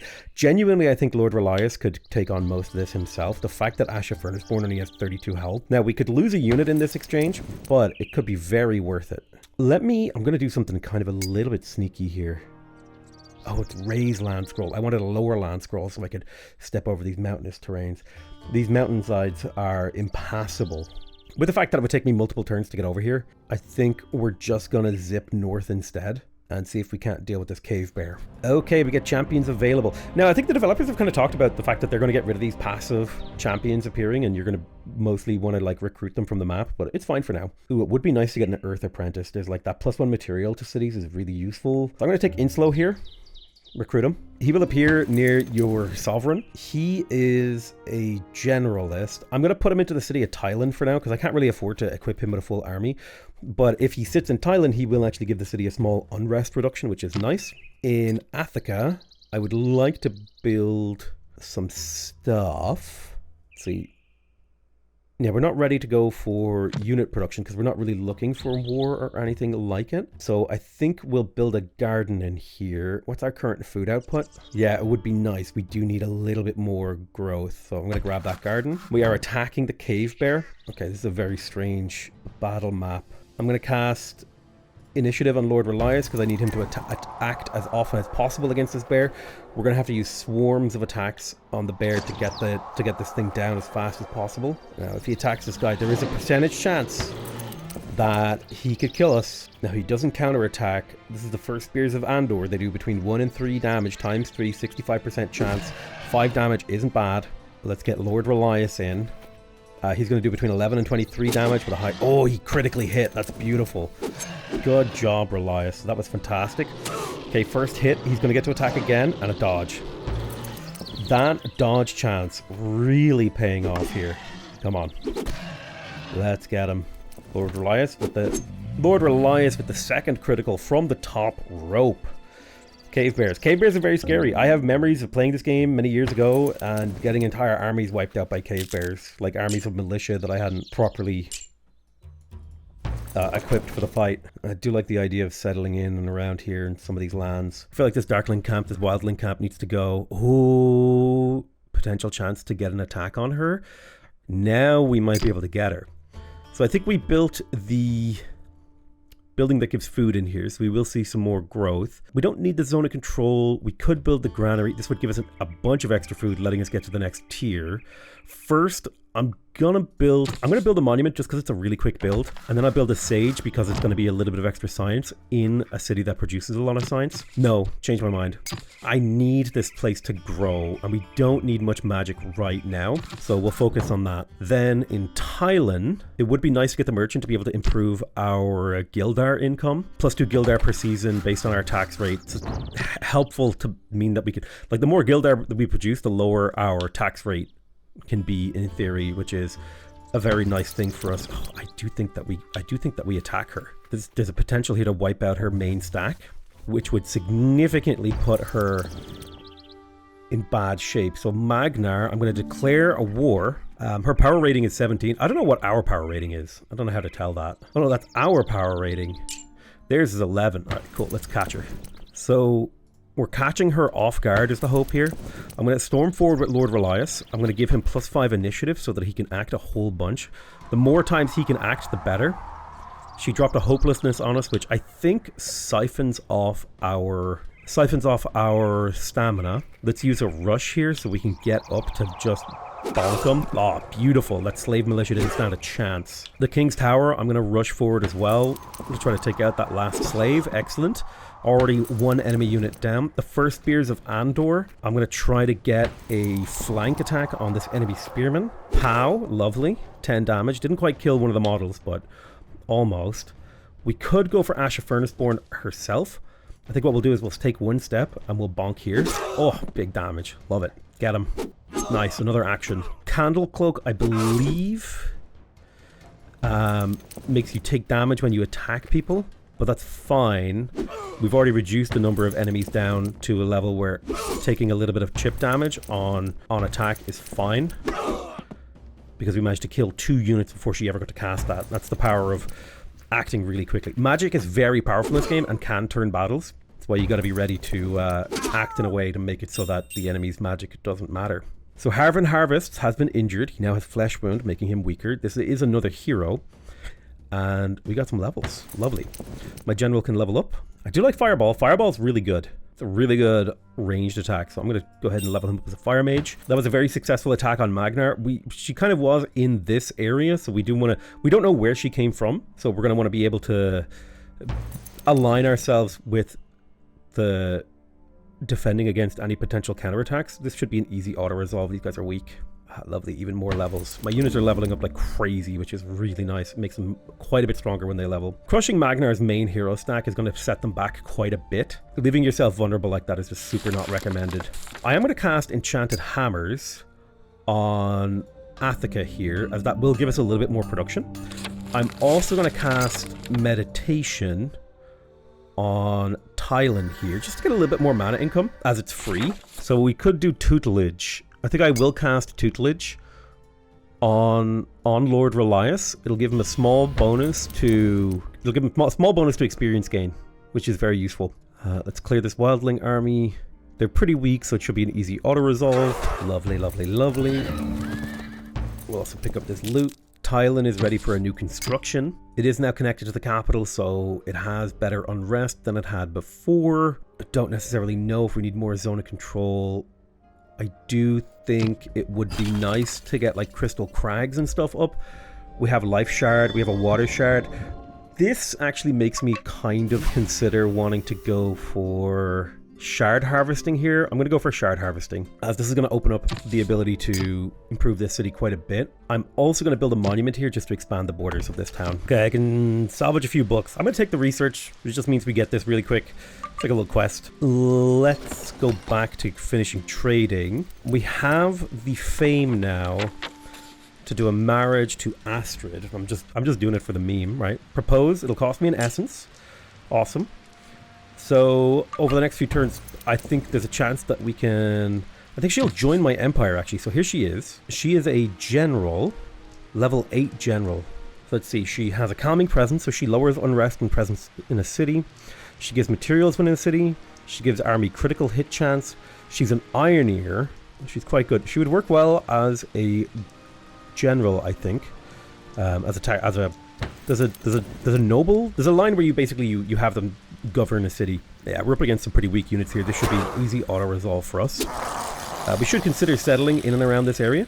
Go ahead and clear this wildling camp. We have gotten access to trading.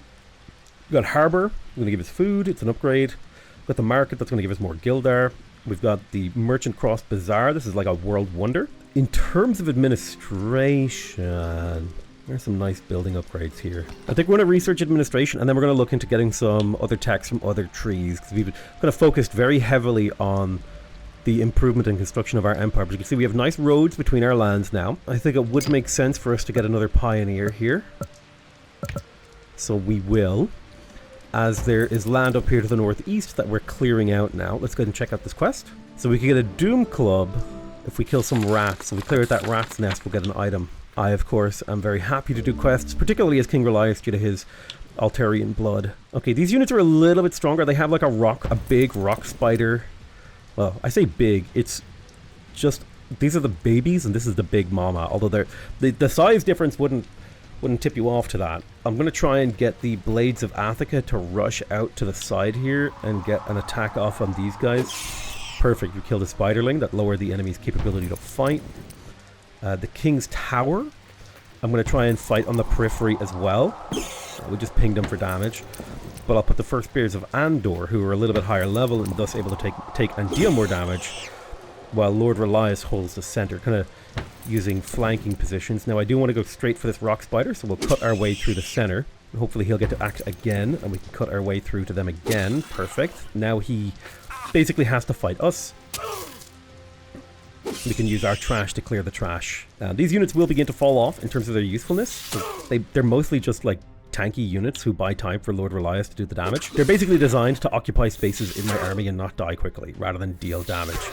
So 2 to 5 damage, 70% chance, times 3. Beautiful. Good kill. Poison is one of those abilities, or one of those debuffs that can get very out of hand, so you definitely want battles with enemies with poison to be over nice and quick, or for you to have units with a lot of health, which again, kind of why we have a lot of health on these units. Alright, let's get this final attack in. Beautiful. Clear them off.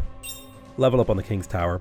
Got some cool loot, like shaking hands with a murderer. We got a Doom Club. Weird. I like how we got a quest for a Doom Club, and then we just found one randomly. This should be a pretty safe area now for us to settle. We've cleared out most of the monsters that are in vision. I will zip up here just slightly. I'm kind of tempted. I want to play around with this raise land scroll. How do I cast it? If I raise land here. Oh. Neat. I made some beach. Well, we'll have to come back and raise land more later. That was cool. Okay, so Thailand is ready for more. Continuing to grow this city is very useful. We could get ourselves a market, which would increase our gold income. Thinking about the long-term development of this city, I do believe that a cleric would be good. Plus, it would get us a little bit of fame. More importantly, it lowers the unrest, meaning the total amount of productivity in the city will go up, both in terms of research and in production. So let's do that. I'll cube a bell tower as well in here. Slowly rebuilding the world in our image. How Astrid is level 8 is beyond me. She has a blessed hammer. We'll eventually maybe put her in an army and wander her around to kill some people. For now though, we're chilling. Okay, so Inslo has leveled up. Now, if I remember correctly, he had Earth Magic, Rescue. I'm tempted to make him a commander to serve as a leader of a city. So I'm going to make him a commander. Now what that will do is it will change his class. So now he has access to commander abilities. The commander abilities are really, really good. So you've got like a bunch of unrest that it can reduce. I believe the commander itself has a bonus to unrest reduction. If we take a look here, you should see Inslo's presence is -5, and then the fact that he's a commander is another -15. Whereas if we check Athika, the unrest here is only -5 due to Astrid. So being a commander just lowers unrest, which means you get more out of a city. So very, very good to have a commander in a location. Now, as we level this guy up, we're going to get access to some really cool abilities. Like, I think the top area here is more about cities, and then the bottom area is more about armies. So for example, if you see here, we have leadership gives army accuracy. Army accuracy is actually kind of underrated because really good if you're leading like an archery army, because it means your attacks will not miss and will do a bunch of damage. But you've also got things like army experience if you want them to level up quickly. +3 initiative to your whole army is kind of insane, actually. And also the battle cry ability is also ridiculous. Like, a highly leveled commander is very strong. In addition, they have the command ability. They can give stamina to everybody. So a commander like Inslow is incredibly strong at leading an army. But then you've got things like lowering unrest. You've got extra gold per season, which can really help out with your income. You've even got like a 500 gold injection over here. You can also get research, very useful. So I'm a big fan of commanders. They're one of my favorite ways to do units. I'm just going to have him sit in the city. I believe he will get a small amount of experience from sitting in the city for a bit, but eventually I'll maybe make him like the leader of an archer army or something like that to run around and just murder people. So we've got our pioneer here, and we do need to think about where we want to settle. A 331 isn't a bad location for a conclave, helping out our research. The 2-4 versus the 1-5 again. I think a 3-3-1, that's a pretty decent conclave, right on the edge of some marginal land. So we'll go ahead over there, and that's where we'll settle. We'll also have a think about, do we want to build some more outposts? So we've got like iron ore here, we've got fire shards, iron ore. I don't think there's a whole lot of resources that we absolutely need to get right now, so we're going to hold off. In terms of my capital's construction, it could be time to start building up unit buildings, but we don't really have the income to support an expanding army.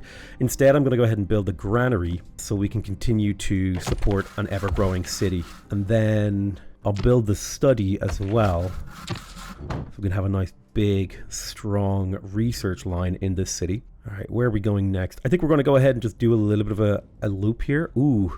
We do have a quest over here, an abandoned archer army to clear out. Oh, hello. Blimbo. So Blimbo is a neutral hero. Actually, yeah, I think he's from the neutrals, so we can go clear him out. His army has actually quite a lot of health because he is 32, 8, patron. Yeah, so we're going to go ahead and fight these guys. Let's rush forward Lord Relias. We're going to drop haste on Lord Relias. We'll fight on the left here as well. We'll use this choke point to our advantage, and we'll put the King's Tower right behind our hero, while the first Spears of Andor come over here on the right. Now, King, let's go forward. This is the Bandit Captain. You have a 96% chance to do between 9 and 8 damage. Let's go. Ouch. Pow. There is an archer back here, and archers are a problem. Do remember that. The fact that they can do so much physical damage without being in danger can be a big problem. Like, they can actually kill units as you try to approach. These scouts don't do a whole lot of damage, but they're not meant to do a lot of damage. They're just meant to provide scouting vision in the army. Most of these units will either be relegated to defending cities or being disbanded later on in the game for favor of a more cohesive doctrine. Do we want to be a fire master? Not necessarily. I do think it would be good for us to build up our wind magic as well, so we'll go ahead and level that up. My pioneer party's in position. Let's go ahead and settle right here. Excellent. And we can start building up Danara with a workshop right there, hopefully extending the borders. Pleasure to meet you, Queen Paradon. Pleasure. This should be a similarly easy auto-resolve.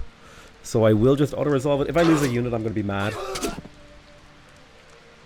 I've like built up my army to be strong enough. Yeah, look at that King's Tower. It took 21 damage. See how they really focus on your weak units? But yeah, I've got to have good defense if you want to auto-resolve. Alright, lovely. Ooh. A slave scout party. You fools. Let's clear out these rats. That's not a rat. That's a corpse spider. That's a terrifying unit. I've seen a corpse spider wipe out an entire early game army by itself. Thankfully, my units are a little bit better defended than some of my previous playthroughs. Oh, 10 poison damage. Jesus. Yeah, we need to get on this corpse spider like yesterday. Jesus. Oh, God.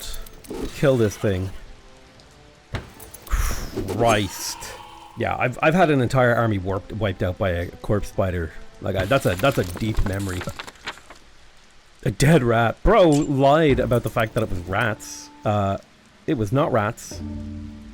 But this does... seeing a scout party over here gives us more evidence that it's potentially her empire is sort of the northeasterly direction of ours. So we're heading back to this inn for 2 reasons: to give our units a chance to heal, but also to finish that quest.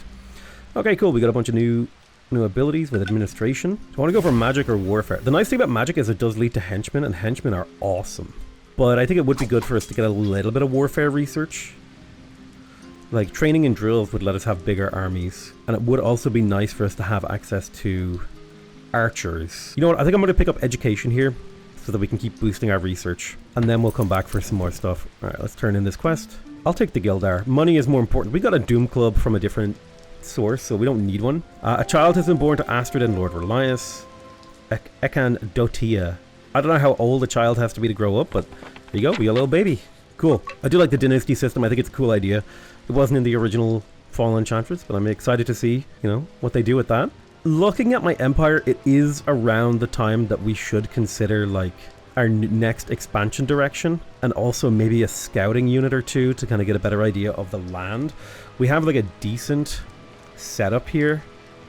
There is like, oh, there's a 3 essence location right there. That is sickeningly good. I think we're gonna head down in that direction to see what we can do in terms of making that location safe for us to occupy. A 3 Radiance location, it's called Radiance now, would be insanely good for us. A little scout party there. Yeah, we'll see what we can do in terms of scouting. Okay, Avalon has finished its construction. 31 more population. It's growing 1 per turn. Its maximum population is... I can't actually tell. Yeah, it should be able to grow. Ooh, Town Hall would give us zone of control and lowered unrest. The Herbalist would give us mana. The Sage would give us research. I do like the idea of research. So let's build that Sage right there. Kapitar wants a trade treaty. I'll do a trade treaty because that can actually help your income quite a bit. Trade treaties can kind of... One of your biggest problems is making money to support your armies in this game. It's very hard to do that in the early game without hampering your growth. That's why I try to use quests and fighting. Okay, they're offering tribute. That's excellent. People are offering tribute to me. People are scared of my power. Kapitar is actually, strangely enough, more powerful than me. Yeah, this wolf party is a little bit stronger. It should be an easy auto-resolve, however. I'd only be very unlucky if it was to get a kill. Beautiful. And we'll take on these wildlings as well. Another auto-resolve. I do think it's a bit of a skill to recognize like when you can auto-resolve and when you can't. But I would like the ability to be able to just like see, how does the auto-resolve go? I mean, it's perfectly reasonable if the developers want to say that like, oh yeah, knowing when to auto-resolve, that's an actual skill in our game and we want it to remain that way. That's fine. But like... I just really, I personally really like being able to see, okay, what happens to the auto-resolve? Ooh, I'll fight that manually. Because it just gives me that opportunity to save a bit of time when I'm playing the game. To ignore the battles that don't matter to me in favor of going for the battles that do matter to me. So in Thailand, I do think it's really good to grow this location. We may want to consider improving our income by building a market. Faction food per grain. That would be empire-wide. Plus growth, which is really, really nice. The well would also be a huge food bonus too. I think we really need the money. So I'm going to build a market right there. We got a new boy, nice. I'm also going to build a water altar and a life shard. I'm going to put them to the front of the queue first before that market. And I'm actually going to come into Thailand here. I'm going to cancel my meditation so that we can drop a enchanted hammer to speed up the construction in here. +1 material. It's like a 33% increase in this town's productivity, which is a really big deal. There's a lot of monsters around here. There's a big wolf pack. Now, in theory, we could get control of this great wolf. He's endurance, he's howl, +1 attack. This unit is actually crazy if we can get a hold of him with the collar. Let's see what we can do. Where is he? He's right there. All right, let's get up. Start clearing up some of these wolfies. Uh-oh. We may lose a unit here. Wolves are actually a terrifying early game unit. Like, you gotta be careful. Nice, nice, nice, nice, nice, nice, nice, nice.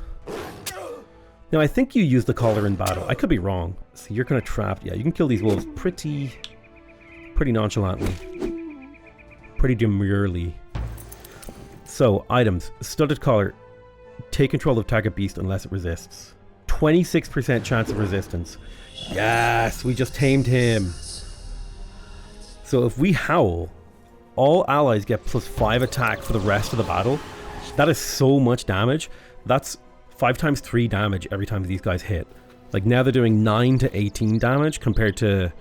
What was their attack before? I'm trying to remember. It's a lot. Damn. Bam. Yeah, this Great Wolf is going to become a permanent fixture in this army, I think. That's an outrageously good unit. Honestly, I think we just drop the King's Tower and use it as a scout, as a tough scout. I'm going to send them up here to the north to find me out more information in this general direction, just so I know, is it worth it to come back up here to go exploring there? Clearing stuff out. Alright, what do we got? Bandit Archer Army. We'll clean this up. We do have a 4th city that needs orders. Yeah, we definitely love building the merchant. So let's do that. It gives a little bit of income based on our taxes. Really helps us out. Right, what have we got here? Pretty weak bandit army. We'll just auto-resolve that. Hoping it goes easy. I am curious. Can I equip things on the wolf? Hold on. Okay, I can give him a spider venom. But he can't wear boots. What can I craft, actually? Now, this is fun. We don't quite have enough. We can make a lot of leather armor. Now, there is a question here, like the first Spears of Andor. We could give these guys, like, Doom Club. We could also craft them some armor and put it on them. I do like that. That's such a cool idea. Like, oh yeah, you know what? Let's just craft leather vambraces. We'll equip it to them. Boom. Now, the first Spears of Andor have +1 armor, +1 defense. They take less damage. Right? That's pretty cool. I like that. Dude, I think there's a lot of potential here in this game for just, like, serious number crunchy, crazy stuff that you can do. Now, I do need to remember this wolf only has 24 health, so we do need to play it a little bit safe with him. This is a great opportunity for a Burning Hands, if I've ever seen one. Even if they resist, they're going to have a bad day. We do need this wolf to get stamina from fighting. You can get stamina by just, like... You can also get stamina from not fighting, but that's fine. You do get stamina from passing, so it might actually be better for me to pass with the wolf until we have the Howl. I don't know what the fastest way to get stamina is. Oh, that's pretty cool. So, they've got, like, a voiceover from Brad Wardell. Where am I? You're in a world that's been recently devastated. Do you have stamina in here? A war between powerful beings known as the Titans. What's left behind is... What does that smell? Right. So what's that smell? Well, it's I do like... there's a lot of cool lore in the game. That's worth, like... Oh, they have an archery unit too. Okay, boom. Yeah, I gotta say, I really like this game. I don't think it's like... I just really like that it has so much character and... well, I say I like this game. I've always liked Fallen Enchantress, right? I just like that they're just doing something weird and different, and there's just something really appealing in there. Okay, we got better research. I do think we'll go for construction for that extra production. I think production is very nice. Let's clear this bandit camp. What the hell else are we doing? Alright, Attica. No construction. I definitely feel like we should train that pioneer to get down here at some point. But, yeah, we'll train the pioneer. At the very least, we could get some outposts up and get more resources inside our empire, get better land control, all that stuff. Okay, clear out this... Huh? That not work? Oh, that was iron ore, not a building thing. Whoops. Die, wolves. Huge. Lord Relias is leveled up. We can go to Air Master level 4. Yes, that's going to give us access to Cloudwalk and Titan's Breath. It's very nice to have good magic. Ooh, another Great Wolf. Now, having 2 Great Wolves would be but I think a Great Wolf as a support unit, you only need 1. That's my hot take. We're going to leave this one alone. We're going to head more down here to try to clear out this area because that's where we're planning on settling. So Thailand is leveled up to 3, so we can either get a Guild Grocer, which will improve hit points of all of our units by 5%. This is good if you can get a bunch of towns. The Guild Warehouse gives us Gilder, where the city is producing wealth. The Slums increases the growth of the city by 3, but also increases unrest by 10%. This is fine. I think, like, this is pretty dog. This is pretty dog water. I'm gonna be real with you. This is pretty okay if you want to grow really quickly, especially if you, like, have it in your capital. This one here, though, this one stacks up really nicely. Like, if you have 10 cities, that's 50% more health for all of your units. So I think for the long term, that's just better. Like, plus 50% guild air when the city's producing wealth. I mean, sure, that allows you to have a bigger army and all that sort of stuff, but I think I do think that this technically allows you to have a bigger army, but only when you're finished constructing buildings in Thailand, right? And you want to keep... I like building infrastructure, so I'm going to go for the Guild Grocer. Because now, if I hover over this guy, boom, 5% extra health. That's 1.1 health. It's not a lot right now, but it'll add up. All right, we got a Bandit Archer here. Should be easy. I'm worried about this Great Wolf because of its low level and low health. I would love to get an accessory that gave it, like, defense and health. Unfortunately, I can't put boots on my wolf. Well, technically, I could put 4 boots on my wolf, but the game doesn't allow me to do that. I think wolves should be able to equip 4 boots. That's my nuclear take. I want... Did I say that right? Did I say boots should be able to equip 4 wolves? That was absolutely not the order of those words was meant to be. Whoops. Yeah, look, see, they go for your weakest unit. They know that the wolf is the lowest health, lowest armor unit in my army. That's why it's such a problem. Arrgh. Chomp. So one thing that I would actually, I do have I need to do like a whole bunch of feedback I need to give the developers on this game, because one of the things, infrastructure should take maintenance, and I don't think like it should take production maintenance. Like just building a granary doesn't mean that like, oh, now you have a granary and it's going to sit there forever. Like the granary requires like materials, upkeep, maintenance. Okay, there's a club. So we have a pioneer. Do we want to create a outpost somewhere? I think an outpost right here is fine, so we'll go ahead and make our way over there. Coming into the capital, let's go ahead and train another pioneer. Avalon has finished its construction queue, so let's go ahead and build something in here. We could get the cloister and the school. The combination of these two would lead us to having a really strong city. We could also build the town hall to lower the unrest, which I like the idea of. So I reckon we'll build a town hall. But then we are going to want to upgrade the cloister and the school.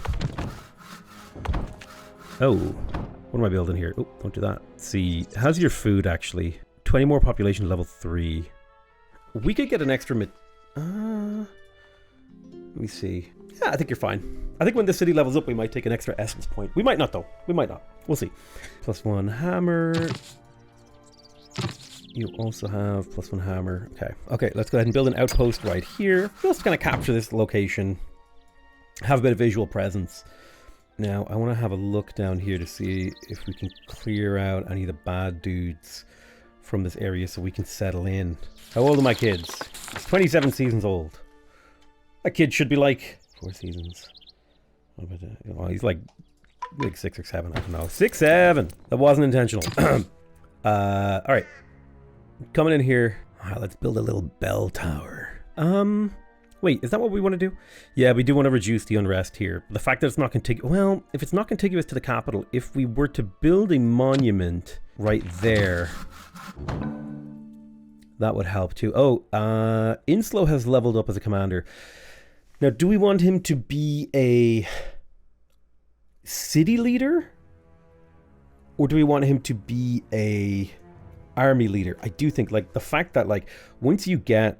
Like, this much accuracy is insane, actually. 15, 30, 50% accuracy. You basically ignore enemy evasion at that point. And then +3 initiative, plus a battle cry allowing all your units to act. Like, if you follow this, your army becomes unstoppable. On the other hand, I mean, +6 science does fall off really quickly. Merchant, Gildar.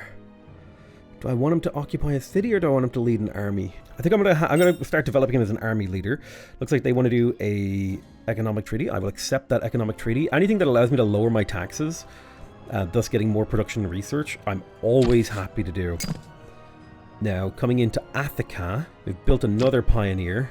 The value of 3 essence is just so high that we're going to make our way down there to see if we can settle that. And in the meantime, it would be nice to get the town hall in here.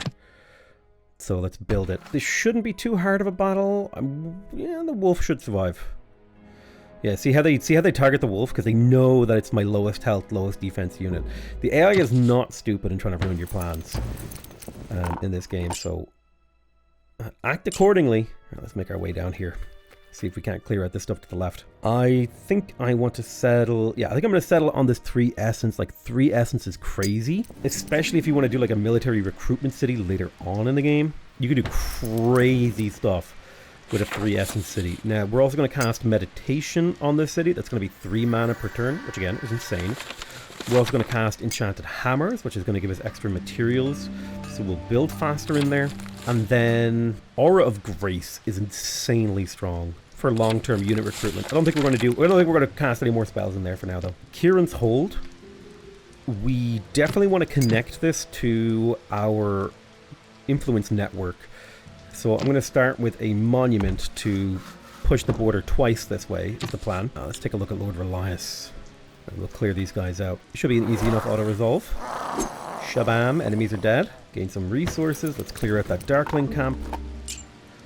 Ooh, we can get +1 dodge on our hero if we use that book, and we will. I see Somok the Blade standing on a hut. And Somok, I don't know whose faction this guy belongs to. Ooh, he's wearing pretty cool armor though. He's got like plate armor. Damn. Damn. Okay, he is strong. He might be a hero of another faction that maybe I can't access. Maybe he's a fallen hero. I can't remember how. I don't know how that works. That system is all transparent to me. Okay, we got a King's Tower. Doing some scouting. Ooh, we do have a little trade cart that's going to the enemy capital. This can let us get some important scouting information if we follow this road, actually. So there's construction, ironworks, the mill. The mill would be an upgrade to the mason, and then we're getting into like we're getting pretty late game if we keep following this path, while our warfare and magic stagnates. Let's research training so we can have more military. They're offering tribute, thank you. Now Danara has leveled up. This is a Radiance 1 town, so it's good as either a conclave or a town. What's the production in here? The production is 3 and the food is 3. This could make a good town. We need more money generation, and towns are good for that. So let's make it a town. I am going to cast Enchanted Hammers to provide the city with +1 material. It will connect next turn, hopefully when the borders pop. I am also... yeah, we definitely want the market. We definitely want to reduce the unrest in here as well. So I'll produce a bell tower and a cleric. Let's sort of get that under control. I'm hoping for more settlement locations down here in the southwest. I'm liking this direction. I believe we may have come up against the edge of the map here. Kind of, if I zoom out here, you can kind of see like there's like a black line. So I think we're getting towards the edge of the map, which might mean expanding down here becomes very safe for us, depending on what's to the left and right. I think what we'll do is we'll explore a little bit this way, and then we'll loop back and see if we can create a safe pocket for our civilization to expand into. We've got an ancient ruin quest here. I'm going to skip that. My army's a little bit too weak for me to feel safe doing that. We do have to fight this battle manually because it's a lot of dudes. We get Lord Reliance into position. We can do a burning hand. We probably won't kill anything. No, he crit. Never mind. I'll pass on my wolf so that he can rage cry next turn. We need to, if we could get him with starting, some kind of ability to get him starting stamina, or initiative so that he acts faster, that would be big for us. Shouldn't be too hard of a battle, but I fear for my wolf in an auto-resolve situation, especially because look at that, he's attacking us. Alright, let's kill this bandit archer. Shabam! Lovely. Bunch of kills. And then we'll clear out their camp. Heals 8 hit points. Ooh, an ancient spell. Bring him to me. A man who could be taller than 3 foot. I am Mimbly. I've come to this place. It's time to aid you. You're trying for good. You and your men should probably do your business is not in the camp. 3 lives have I. Gentle enough to soothe the skin, light enough to caress the sky, hard enough to crack rocks. That just feels like water. There might be hope for you yet. I'll give you the location of a lost scroll that gives you a powerful spell. Speaking of water, it can be used for bathing too. Just a thought that I put in your mind. Bro, a coward scroll. All units flee from the battlefield. That's kind of cool. This is a strong quest. I may wait until I can get another unit into this army. Speaking of which, after that town hall in Attica, I am going to build a forge, a training yard, so that we can get better unit stats out of here when I build another unit. Let's take on this bandit army. We'll auto-resolve it. Cozy as heck. It's just a very cozy 4X strategy game where there's a lot of like little micro decisions that you make. I don't know, man. I like it. I don't know why I like this game so much, but I've always liked Fallen Enchantress conceptually as a game. It's just like so cool. It's a shame that I probably won't do so great on YouTube, right? And like to a certain extent I do what I want, but I also have to kind of follow the money a little bit in terms of making money. Okay, let's have a look at Thailand. Docks. So this city is producing a decent amount of Gildar. 18 Gildar, in fact. Now, if we were to build these docks, that would actually go up quite a bit as well. Capped at 150 due to fertility. We probably should get more food in this city, so building the garden and the well would serve us well. Let's get the well and the garden. We also want to get the grocer. We +5 food in a faction sense, so honestly, let's do it. How goes Inslow? Yeah, he's slowly leveling up. Slowly. Alright, we got Trog blood. Use it. Drink it. You're now resistant to poison, I think. Definitely need to get like better like stats, explanations and stuff. Ooh, hate stone. Ooh, that would actually be really good for the wolf. Here's your hate stone, Mr. Wolf. If I could have 3 of those, that'd be great for his initiative. Catapult ammo.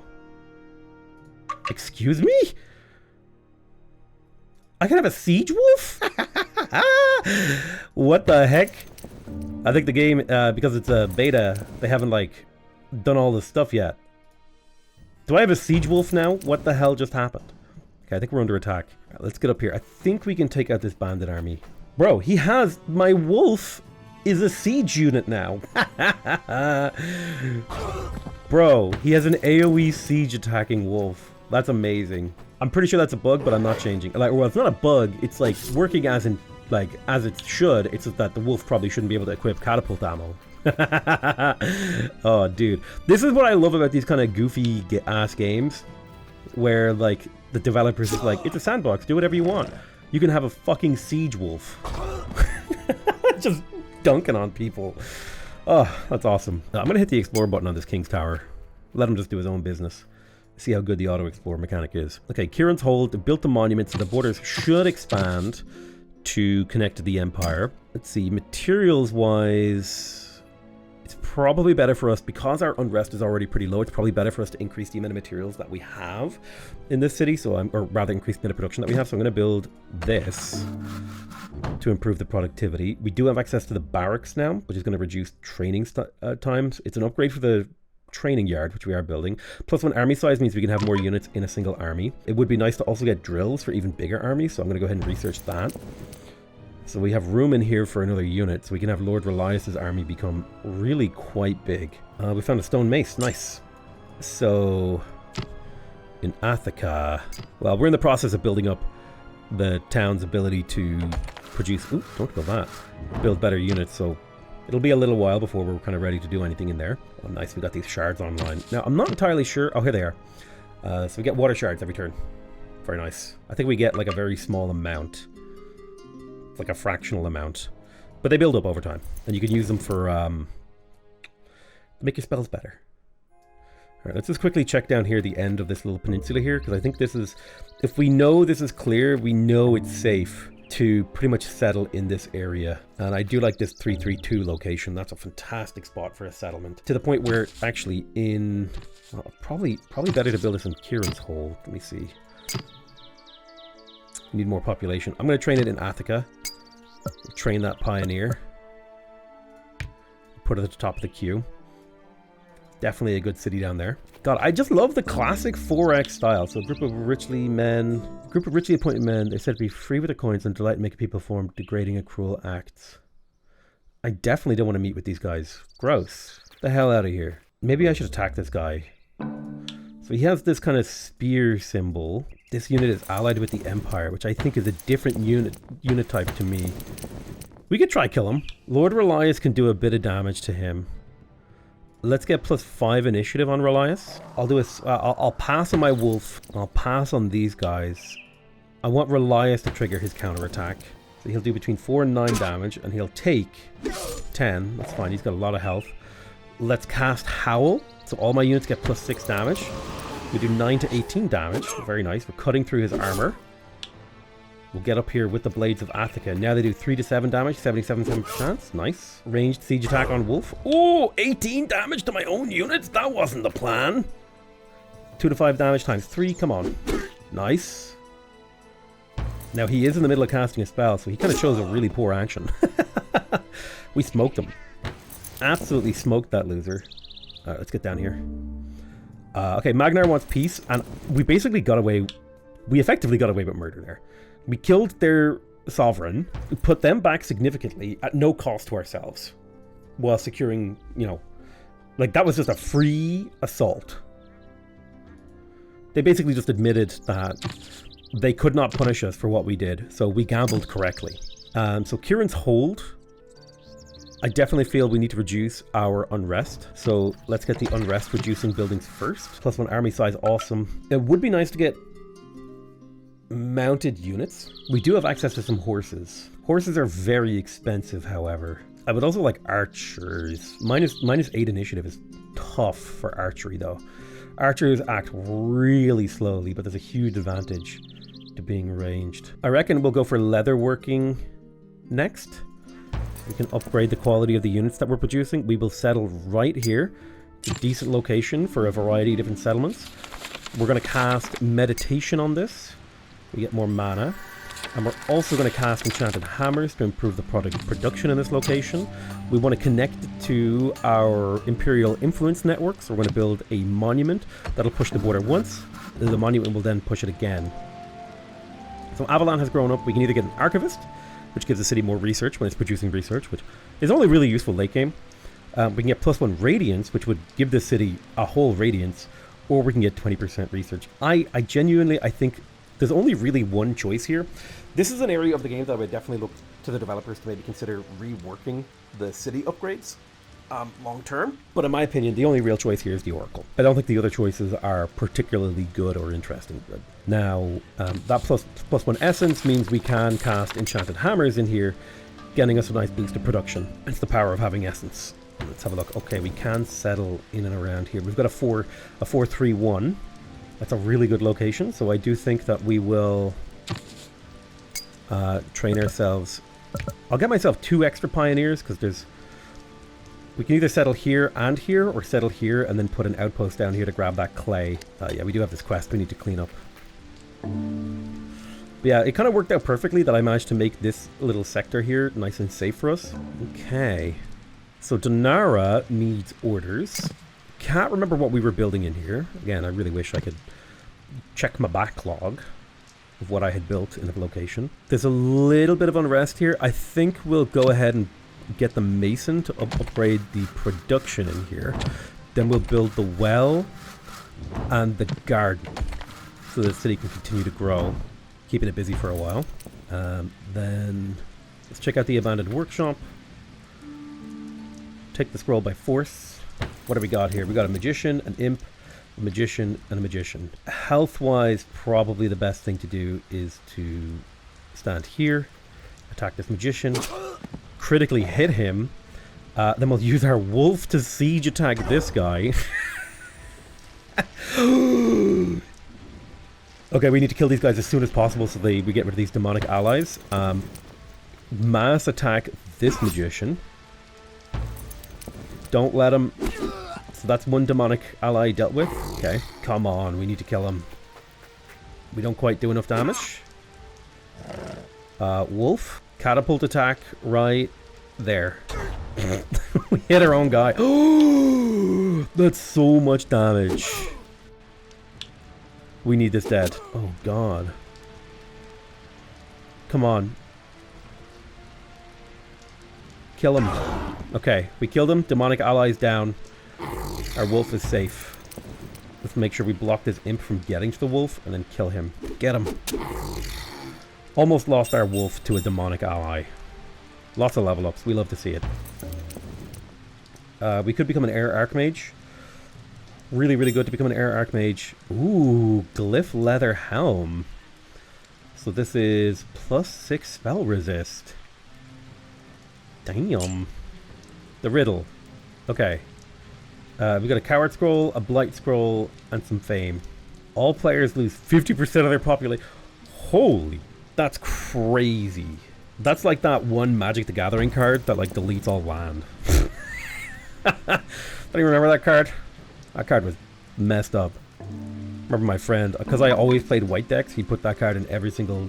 He play black and put that card in it. You know what? At a certain point, I'm wondering if he started printing off cards from the internet just to fuck with me. I wouldn't mind getting the lumberyard and some better weaponry. So I'm going to go for the 4-3-1 right there with my pioneers. Mirthranda. It might be good for us to start getting metal income. It's not necessary just yet. I'd rather get the unrest down in here to get the production up.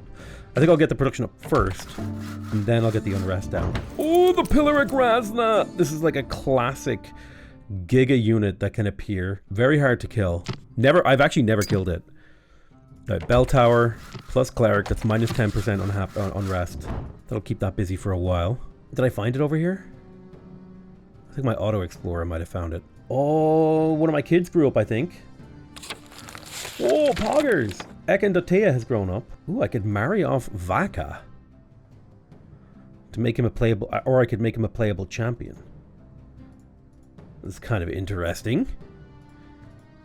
Can we like customize the bloodline? Let's see, what are your abilities? You got discipline, vigorous, master of arms. Damn, she's actually kind of awesome as a champion. Ooh, he's an adventurer. Let's arrange a marriage here with Rowena. Bam. Cost me 250 gold to get this kid married. God damn.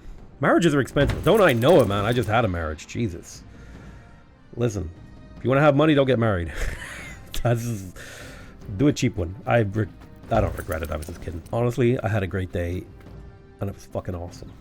Best party I've ever been to. Best party I've ever thrown. All right, sick. What's going on here? Pioneer, grocer. We're in position. Let's go ahead and settle. Right there. Now, we could, in theory, settle in another city down here. It would be a pretty terrible... I guess it would be fine if we really wanted to. I don't know how to get more essence. That's something I need to be a little bit concerned about. Like, how do I get more essence, you know? All right, let's move up here and give ourselves a little haste. Let's siege attack with the wolf. Kapow. It's so silly, dude. Oh, I love this game. Oh my goodness. All right. Siege wolf, go. That'll never get over. All right, let's kill this guy. Bam. We do have a Darkling Rider we need to kill here. We'll do a little howl. Make all our units enraged so they do like ridiculous damage. Yeah, I just find it like really fun to kind of like assemble. Ooh, who's this?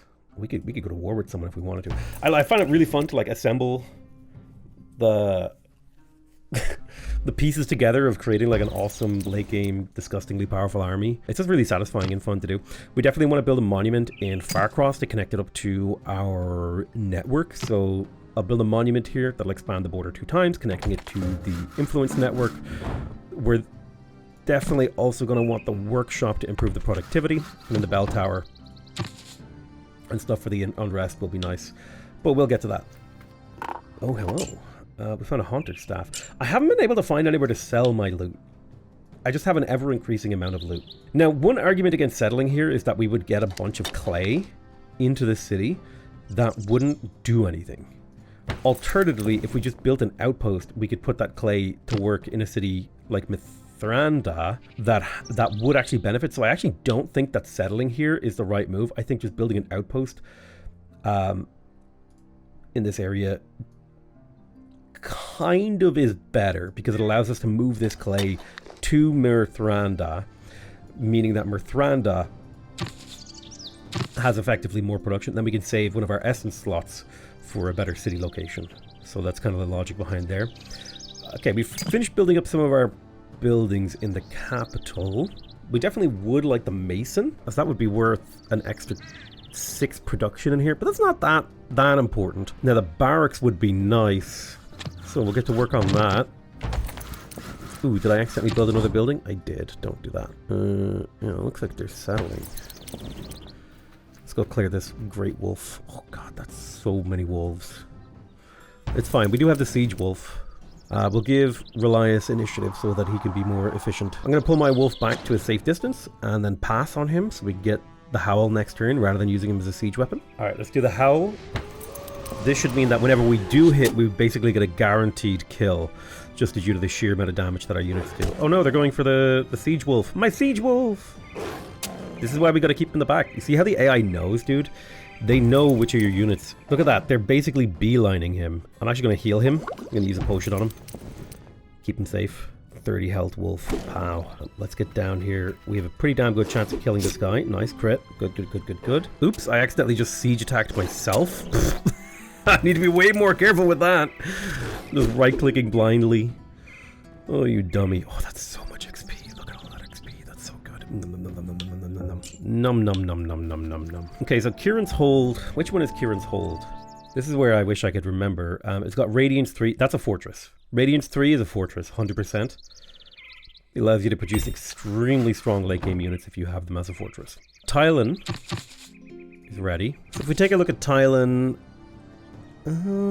it is growing pretty quick. See, how much food does it have? 170. It has plenty of food. We probably don't need a whole lot more. I am going to raise taxes a smidge. And since we're now raising taxes, it may be worth it for us. Well, we don't need to lower unrest. It would be nice to get an extra mason. That would get us an extra 4 production in the city. It's not a huge amount, but it does add up over time. Maybe I'll go for the Guildar bonus. We'll upgrade the docks. I think that's the right move. And then we'll upgrade the mason. Granary would give us a lot of food. I mean, a lot of food does mean a lot of growth, because I think the growth rate of your city does change based on the total surplus that you have. So, yeah, I think we'll just leave it though. That's fine the way it is. I'm going to make my way back to my territory, because I think it's about time that we started building a real unit here. Let's go ahead and build the outpost. We have another child. Awesome. 340 leagues and the most foul monster. We've discovered the Death Demon. We do want to build the clay quarry here. I'm going to push that to the front of the queue, hopefully speeding up the productivity in Mithrandera. Only has 24 production because of the unrest in here, so we'll hopefully boost that quite a bit. There's better weaponry. Awesome. Horses are great, but they're expensive. Wargs are excellent for initiative. I don't think we're quite ready to go up to metal armor. So I think leatherworking, weaponry, drills, and training is fine. I think we kind of want to rush to henchmen now. So I'm going to go for sorcery, which is going to give us access to a whole bunch of new stuff. We're going to get access to the alchemist, but we'll talk about that once we actually get it. But basically, I want to rush to henchmen. We've learned a whole bunch of recipes, which is cool. So now we can craft new items if we wanted to for our armies. Daggers and warhammers and all sorts of cool stuff. We're going to be entering into a period of, I guess what I'll call just chillin', where our goal is to kind of sit back for a little bit and build up our economy. There is a gold deposit here that I'd like to build. It'll be worth a little bit of income, so we will get that up and running. In Kieran's Hold, gold income is useful, meaning we can keep our taxes low and maintain a bigger army. I definitely want the mason in here. Then that's going to give us the productivity to justify upgrading the city even more. In terms of unrest, we have brought the unrest down a smidge. The town hall would lower unrest even more, so I'll build that. Then it would be good to get the garden as well to improve the city's growth. But we'll kind of come back to the city. It's going to take a while to develop it. All right, let's go to the turn. Let's scroll up and down. Yeah, nothing's going on. Attica is ready to build. It could be fun to build a great mill. It's probably not necessary. The mason would be nice to build just for the faster productivity. I would like to design some new units, so that's going to be fun. Let's come in here and let's design. So we have access to the defender now. Defenders can wear up to plate mail, the constitution. We've got the red watch. These guys are, kind of two-handed axemen. Let's have a look at the first spears of Andor. Let's see what we could upgrade these guys with. So we're not going to change any of their traits, but we could give them throwing knives, so they have a range attack. We could give them the Athican leather cuirass for +1 labor cost per model for an extra 2 defense and some fire resistance. That's super good. We can make them have leather helms. We could give them an Arctic wolf coat, which would be another +1 defense. It's quite expensive, 8 labor. Do you want accuracy or defense? I like defense, so we'll grab all the defense items. So now we've got leather armor wearing guys, so that's plus quite a bit of armor actually. Now they're a lot tankier, a lot harder to kill. We also have a variety of weapons that we can go for, right? So we've got warhammers, we've got staffs, we've got axes, we've got daggers. Daggers are nice because they have counterattack. So we'll go with this. We could, in theory, Belt of Speed, super good to get initiative, but it does cost crystals. We don't actually have any crystal income. That is actually going to make an argument for me to, since we do want to start using crystals and stuff like that, I should build this crystal frag, and I should really put that to the first location. I should zoom out too and see if I can find more crystals. There's crystals over here. It's probably a really good idea for me to get crystal income now, as I'm going to start having units demand crystal as a production resource soon, because I'm going in that kind of magical direction. Anyway, let's go to the next turn. Ooh, I do see some enemies. Outpost has been destroyed. Son of a gun. Let's head up there. Maybe I didn't clear out enough stuff nearby, but it was just an outpost, so it's not the end of the world. I say just an outpost. It didn't really have any infrastructure on it, so it's not the end of the world, yeah. I do think it should leave a ruin behind that, I don't know, makes it easy to rebuild. These guys should be pretty easy to auto-resolve. Perfect. Lord Reliance is leveled up. We can pick up Firemaster. Let's do it. It's going to give us access to more spells. Now, I guess we'll spend a little bit more time clearing out stuff in this area. Inslow has leveled up We're going to get leadership level 2 on this guy. We have access to sorcery now, which is fantastic. So we get a bunch of new stuff here. We get the alchemist, which is going to add growth and healing potions to the city shop. Oh, cities have shops. Okay.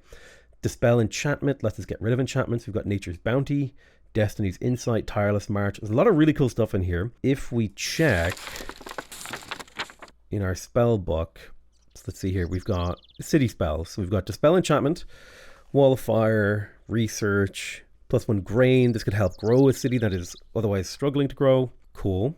Then we've got unit spells. We've got cloud walk, which teleports an army. Ooh, units on the target enemy are randomly scattered around. Ooh, that's super cool. You can basically split up an enemy stack. Pillar of flame deals damage to an army. We've got burning blade. Increases a champion's weapon damage. Celerity improves initiative. This thing is crazy. If you can get enough mana income, you can make your unit like infinite initiative. This allows you to turn mana into experience, which is really strong. +6 dodge to a unit is very strong. Mantle of Fire is really good, allowing them to basically do damage to anyone hitting them. We've got Nature's Cloak, Paragon, Steel Spirit, Tireless March, Tutelage. We've got the Birth of Summer. So Birth of Summer, I think that was a spell we just picked up right now, yeah. So we could, in theory, use that, like if we see a particular location, like let's say, zooming in here, we see, oh dude, there's an awesome clay pit right here. We could cast a spell and basically create a location where a city could be built if we really wanted to settle like right beside this clay or something. I love map affecting magic. I think it's a really cool concept of a player being able to shape the board that they're playing on. So that's an aspect of the game that I would love to see the developers lean into. Super awesome. Okay, let's grab Attica. We're going to train. No.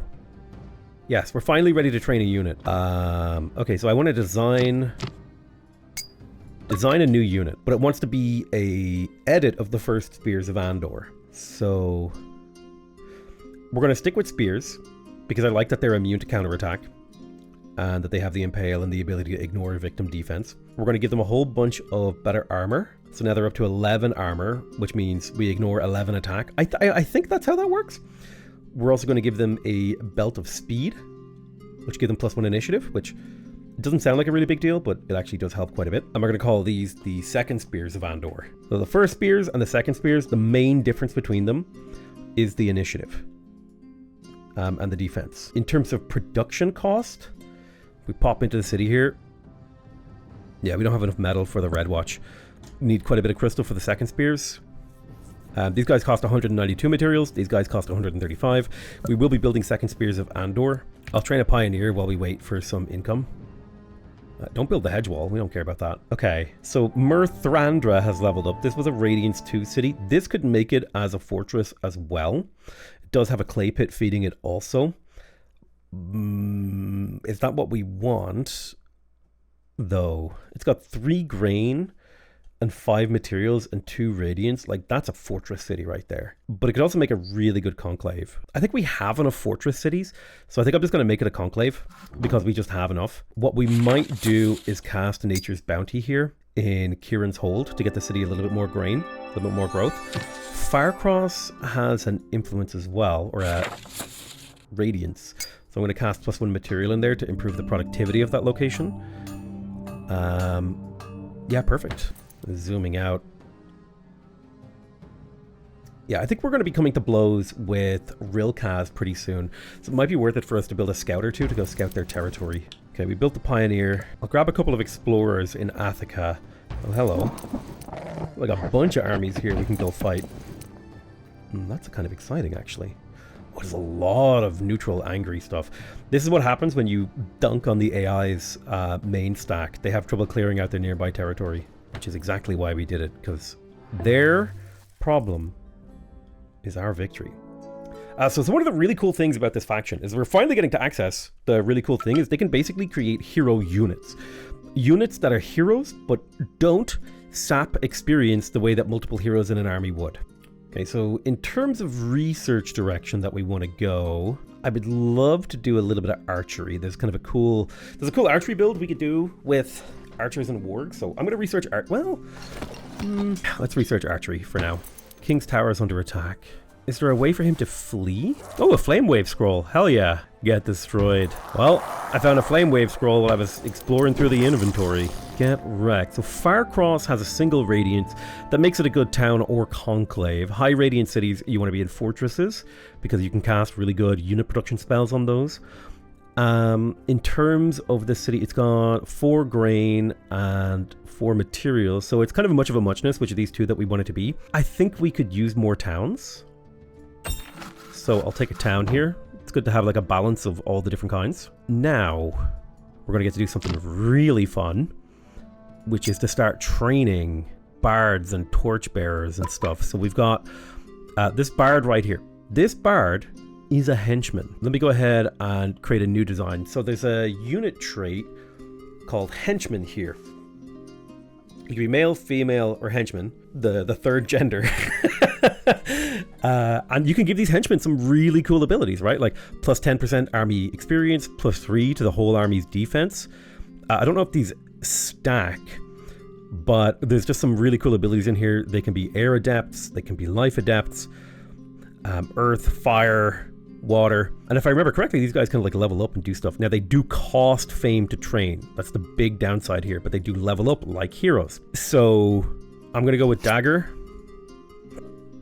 The best armor money can buy, plus a shield. We don't care about ranged attacks, not on this guy. And then how do we want this guy to advance? You know what could be fun? Make him a bard. I do really like haste is so good. We'll make him an air adept. And he will also have potential, so he levels up faster. These are like a little exploration of different options here. We'll also give him a belt of speed. We'll save this as the Swift Bard, just so we can find him in the list easier. I'm going to train one. Train a Swift Bard. We probably do need to get more metal income, honestly, so I should probably zoom in on like this iron ore mine, and there's an iron ore mine here. I'm pretty sure there's iron ore elsewhere as well. But yeah, I love playing around with the henchman mechanic. It's like my favorite way to play. Took us a long time to get here, but we're here now. Battle in single combat. I had a child build. Oh, thank you for the tribute. Lord Relias is under attack. Single combat against air shrills. Oh, if I remember correctly, air shrills might be ranged, which makes them super annoying. Let's get in here and see if we can just get kills. Nice kill. Wolf, do your pass. Yeah, static blast. Ranged attacks. Thankfully, we are resisting them, but that's not guaranteed. Let's howl. There's the enrage. Means when we do land our hits, we're going to be devastating. 19 damage on a unit that only has so much. 16 to 33 damage. Potential one shot. Ooh, 28, almost. Let's go ahead and drop the catapult attack right there. Catapult wolf. So I'm having a duel with Bako the Beggar. Bako is going to get absolutely dumpsters here. Oh, he bashed me. Jerk. Get sliced. Nerd. Very well, I make you into a soldier. So Bako joins my ranks. What are you? You're a warrior. Are you a hero or are you a henchman? Because I think he's going to absorb some of my experience. I'll tell you what I'll do. Bako, go help Firecross develop, please, sir. Okay, Pioneer Party. Boom. We can get all these resources inside our territory if you build a little outpost right there. Give me a nice auto-resolve. Please don't kill my Siege Wolf. Dude, Siege Wolf is such a cool name. I feel like that's gotta be like a metal band's name. Siege Wolf. You know what I mean? 100% a metal band's name, Siege Wolf. Okay, Tylan is ready to build... Oh, no, Tylan isn't. Avalan is ready to build new stuff. So, let's have a look. Build. It would be nice to get the unrest down here a little bit. Mana per season. Also good to upgrade the production. It's a pretty productive city. 55 production, losing a bit to unrest. I reckon we build the cleric first to lower the unrest. A smooch. Let's do that. Then we upgrade the mason and the lumberyard. Firecross is ready to build new stuff, and it would be good for us to get the unrest here down a little bit. So like a bell tower and a cleric would go pretty hard. Okay, Lord relies... Oh, what is this? A party of wolves? These are big... This is a big stack of wolves here. Alright, let's get up. Give them the old chop. 10 to 20 damage. These are strong wolves, man. Siege wolf. Catapult attack. Nice. Can I rename that wolf to Siege Wolf?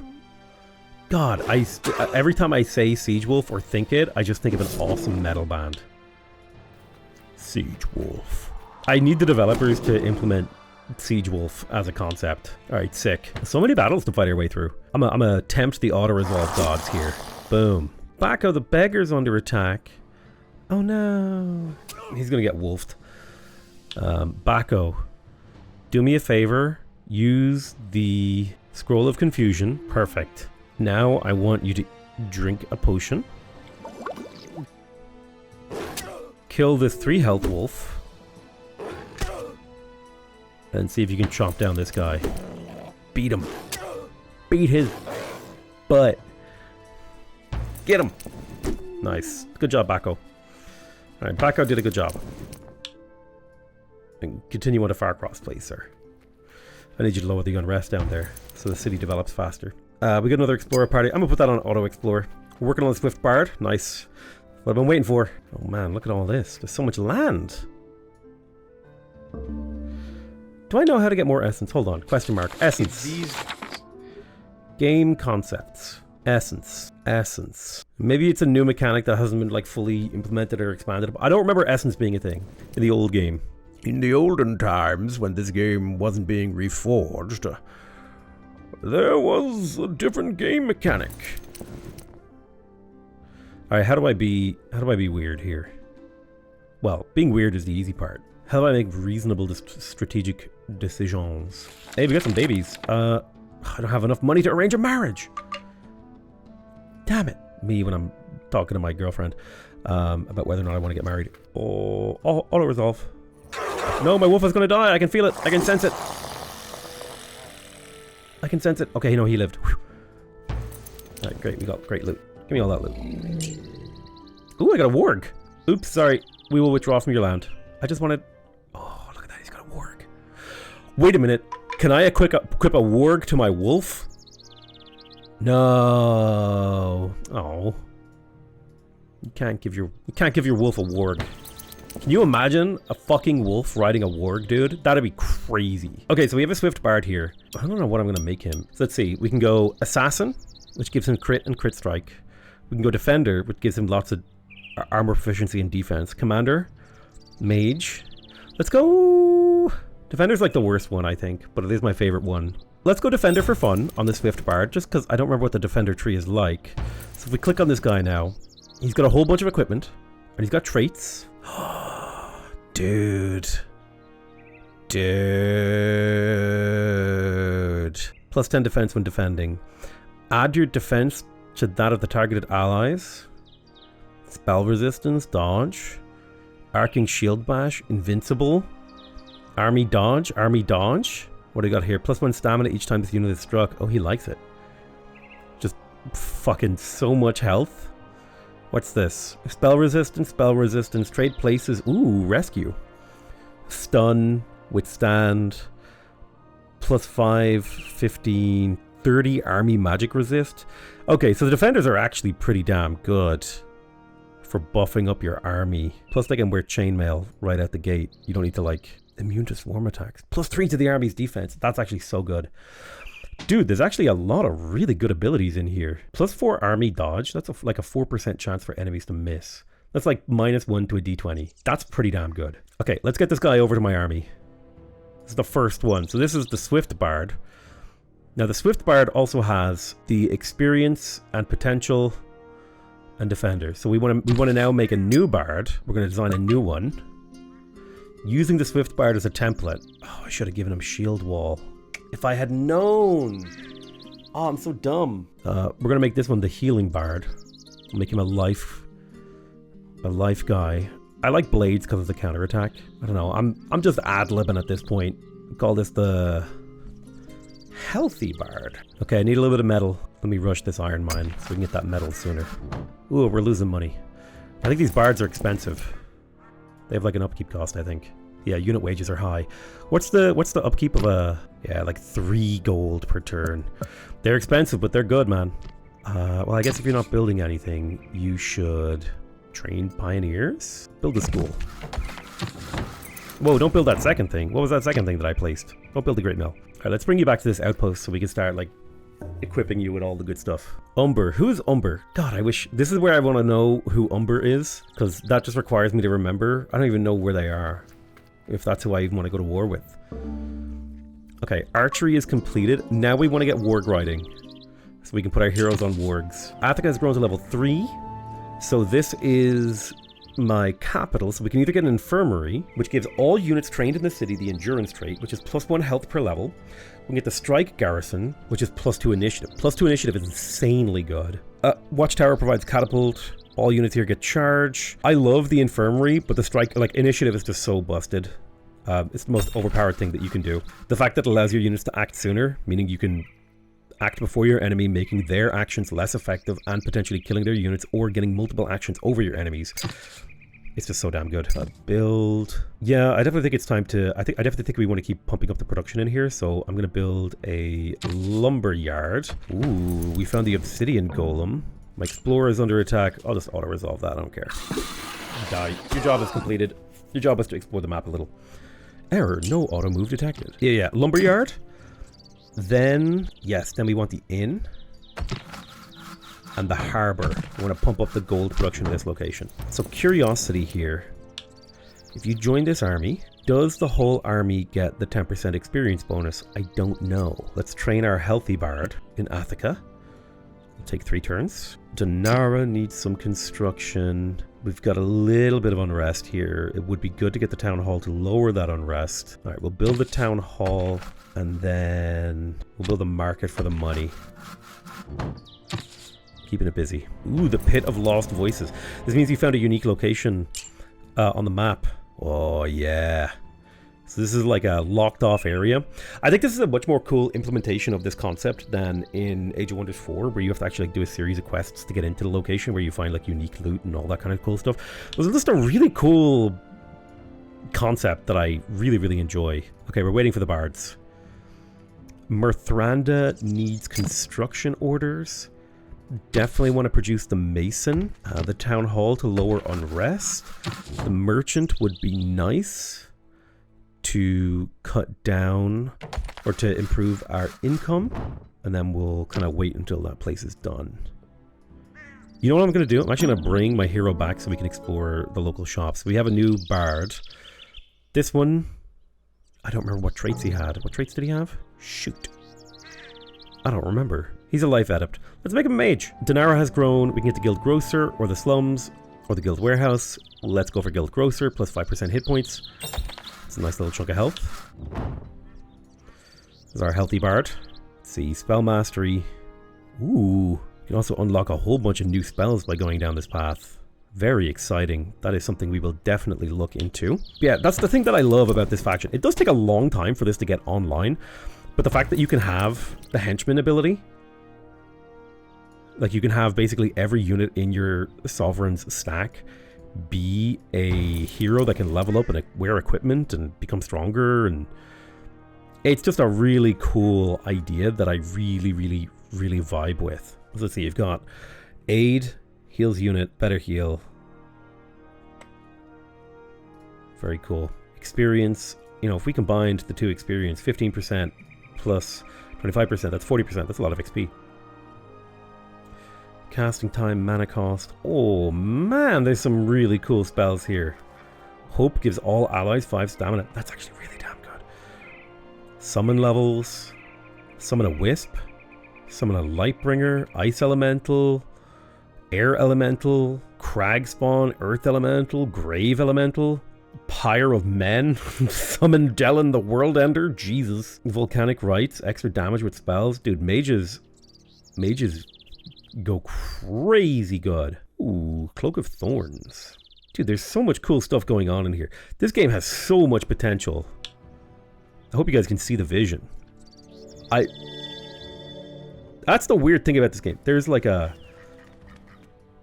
This game definitely feels like a game that it needed a little bit more time, you know, for it to become what it was meant to be. All right, let's drop Life Adept, make an Earth Adept, make this guy like an assassin. +2 at initiative, +10 dodge. It's perfect. We'll call him Water Bard, just because I'm crazy. Costs money to train these guys too. Well, let's see if we can save up. This is why you want a lot of fame on this army. Let's see. Ooh, horses. Yes. Warg riding. We want these wargs for the extra initiative on our units. Okay, perfect. We've got a Swift Bard. We've got a Healthy Bard. We do need to level these guys up a bit before they become really useful. So we'll have to spend a little bit of time clearing out some enemy positions. All right, Athika. Train me a Water Bard. Good stuff.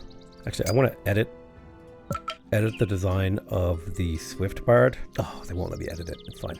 I've learned. I will. Going forward, I will build my armies more intelligently. All right, Kiran's Hold needs construction. We definitely want to build our basics. So it'd be nice to get the garden. Which way do I want to expand the borders of this city?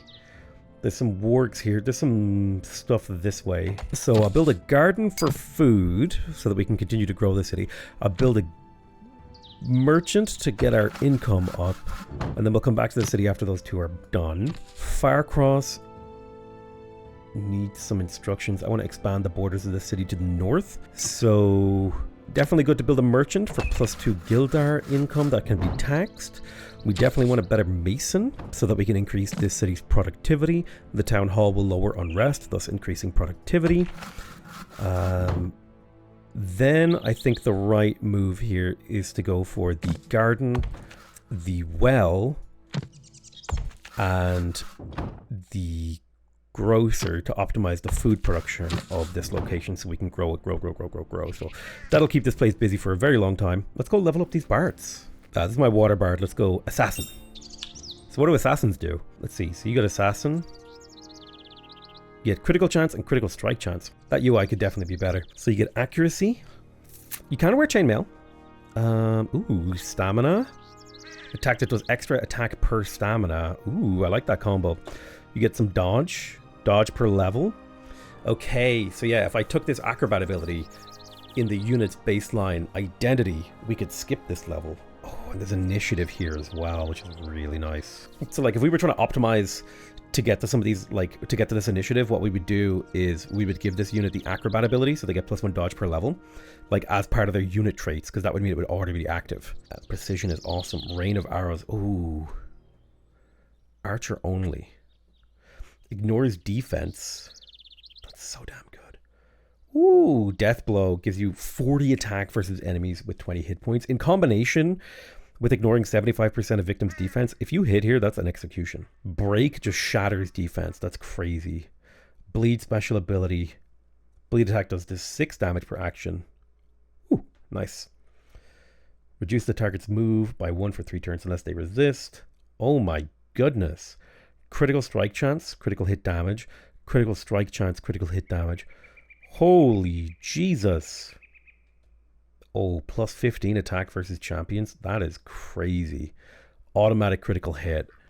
There's so much cool stuff here in how you can develop your heroes. I think if I was properly optimizing my Water Bard, right, which is like to make a bard that was designed to be an assassin, what I would do is, if I was making a new design, right, let's start from scratch. We're going to go henchman, the third gender. Let's say we were trying to make an assassin. So what we want is we want to have acrobat.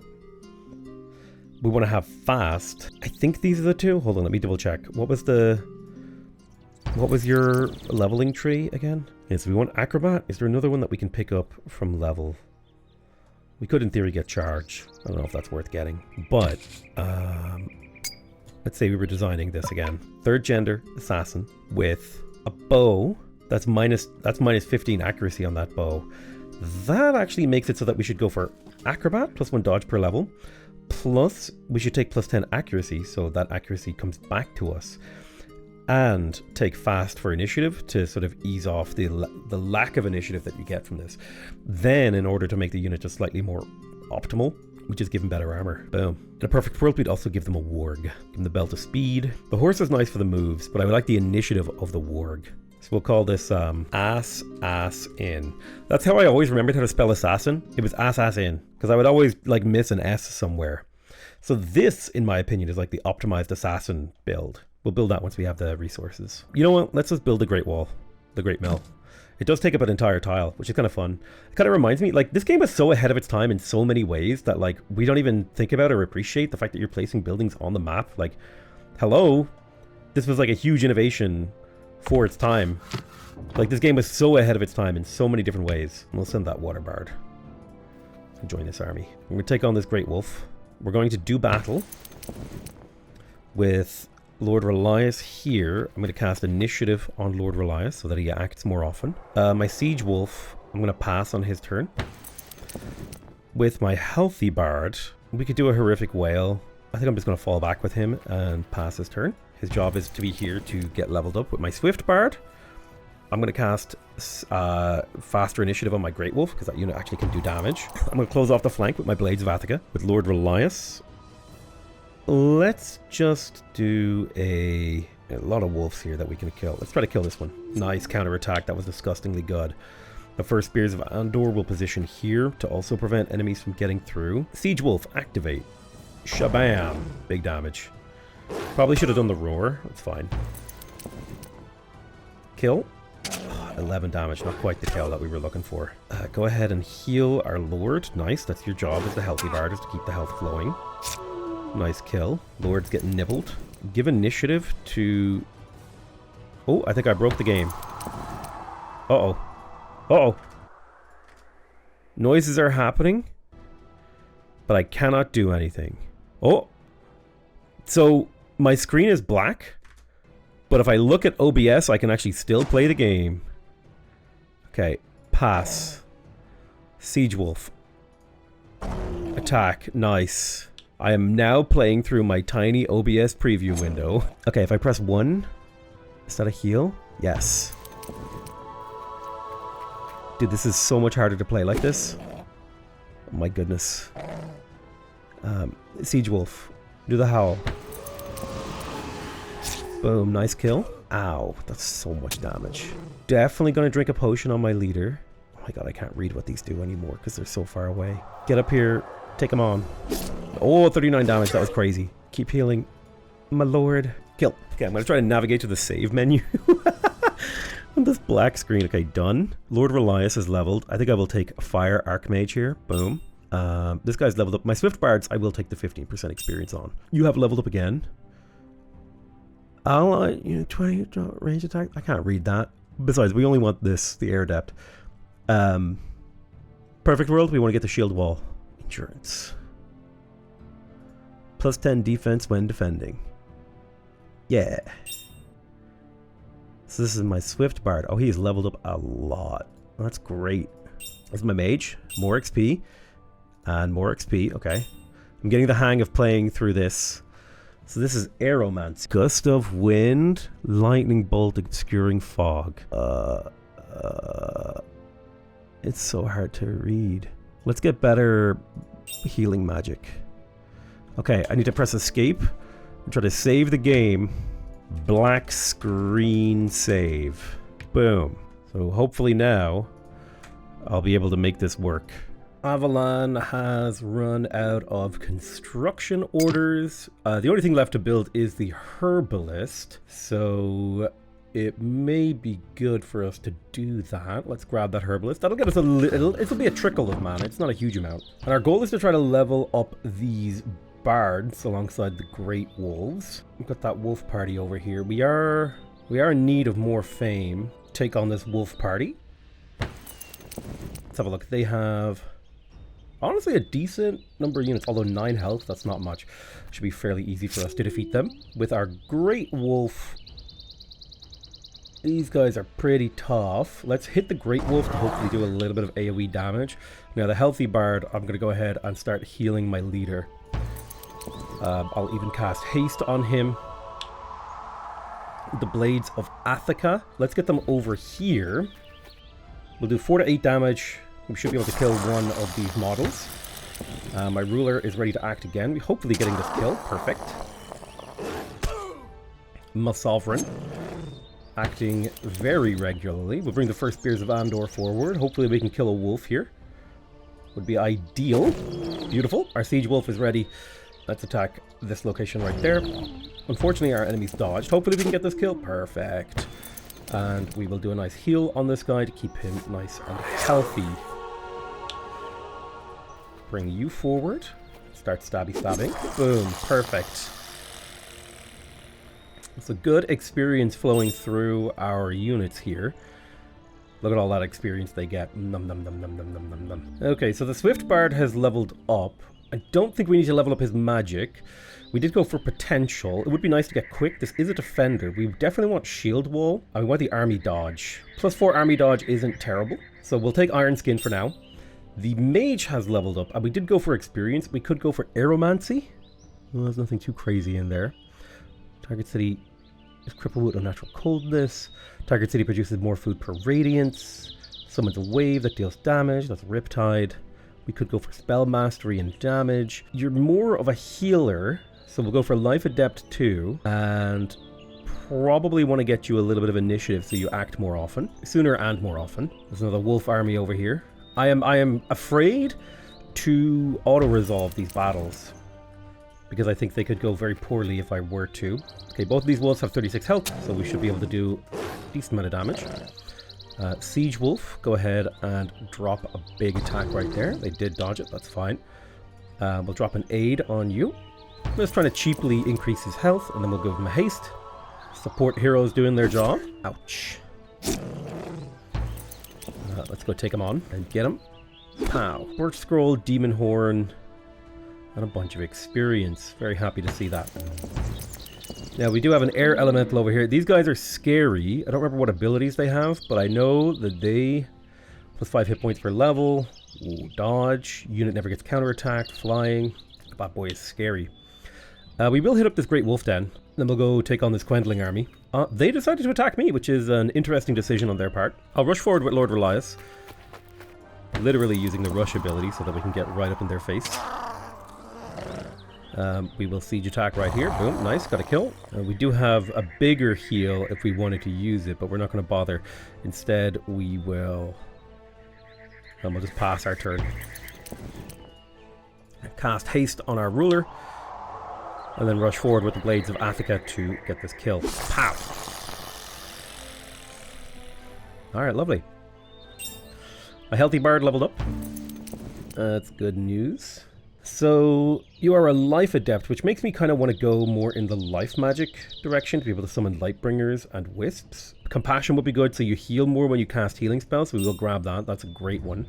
Bako the Beggar has leveled up. I'll just go for attack on him. Ooh, one of our caravans was killed. That's unfortunate. Alright, let's kill these Darkling Warriors, hoping for an easy auto-resolve. Perfect. Nice chunks of experience.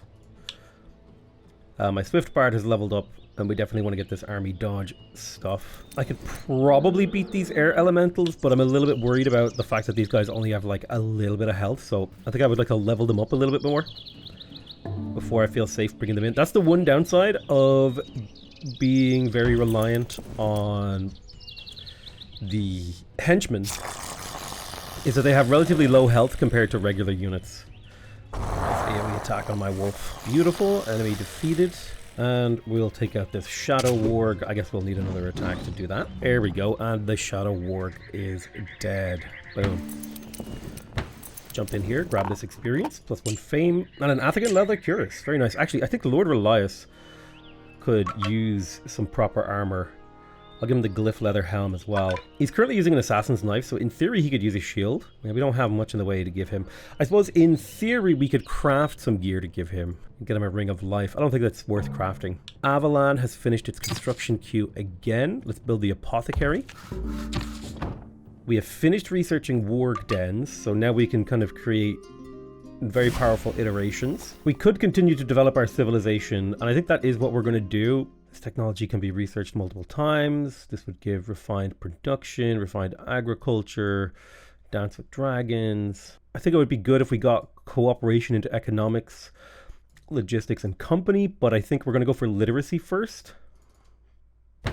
so we can get a little bit more science. And I definitely feel we're close to declaring war on our opponents here, the Magnarians. Kieran's Hold is ready to build some new stuff. We're still in the process of developing the city's capabilities.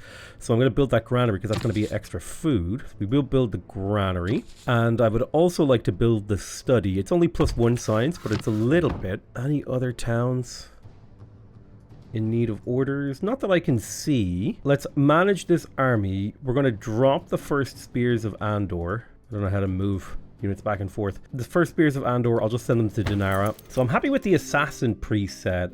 I'm going to create a new one. I want white wargs or black wargs. These ones look kind of cooler, I think. So that's +3 initiative with the Warg of the Belt of Speed. In terms of weapon, this is going to be a hench person. So I like shield wall plus potential. You just quickly save this as defender real quick. I will edit it in a moment. I wanted to check what are the actual, maybe there's another skill I can kind of circumvent.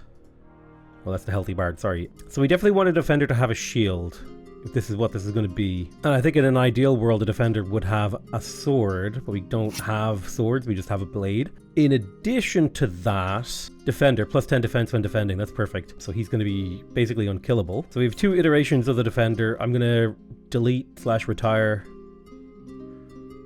the old one. So now we have the optimized assassin, the optimized defender. Neat. Well, it's really fun to build those henchmen, man. I think it's a really fun, interesting thing. I'm going to go ahead and see if we can take on this air elemental. So I'll zip forward with my ruler and see if we can burning hands these guys. Okay, a little bit of damage with the burning hands. We're going to siege attack right here, hopefully finishing them off. Perfect, that's 2 kills already. We don't need any healing just yet. Maybe we can... Horrific Whale? We'll start casting Horrific Whale. Our Water Bard. This is our assassin, right? Let's get up here and give him the old stab. We'll give haste to our ruler because, naturally, that's what we want. The Blades of Athka. Get him. Oof. Oof. Taking a little bit of Static Blast. It's not the end of the world. 10 to 20 damage on him. I think it would be good for us to do that damage. Also, I need to enchant his blade with fire if I can. Kind of put it off due to laziness. Alright, let's keep attacking. Nice, 11 damage. Lovely. Ooh, big hit. I'm gonna go ahead and just do a big heal on you because I don't know. I don't want you to die, basically. Let's haste up the Blades of Athka so they can get over here. They do 7 to 14 damage times 3. Big hit. Keep killing them. Siege Wolf, go. They dodged. Shabam. Enemy down. Horrific Whale, pretty damn good. It takes a while to go off though. We've got quite a few levels. That's excellent. Lord Relias has leveled. Maybe I should just get potential. Why not? Swift Bard has leveled. We'll level him up to Guardian. Healthy Bard has leveled. I think we will go for Summoning. My Assassin has leveled up. We'll go for Potential. My Assassin has leveled up again. We'll go for Initiative. Initiative being like one of the most overpowered stats in the game. Alright, Lord Relias, get forward there and do some damage. Good, good, good, good, good. Let's pass on the Wolf. Let's drop a heal on some of our weaker guys so they won't be easily sniped. Yeah, so we want to avoid the sniping. This is where the snipes are a problem. Eat it, bread. Haste our leader. We'll rush forward with the Blades of Athka. Hopefully we get a kill here. Not quite.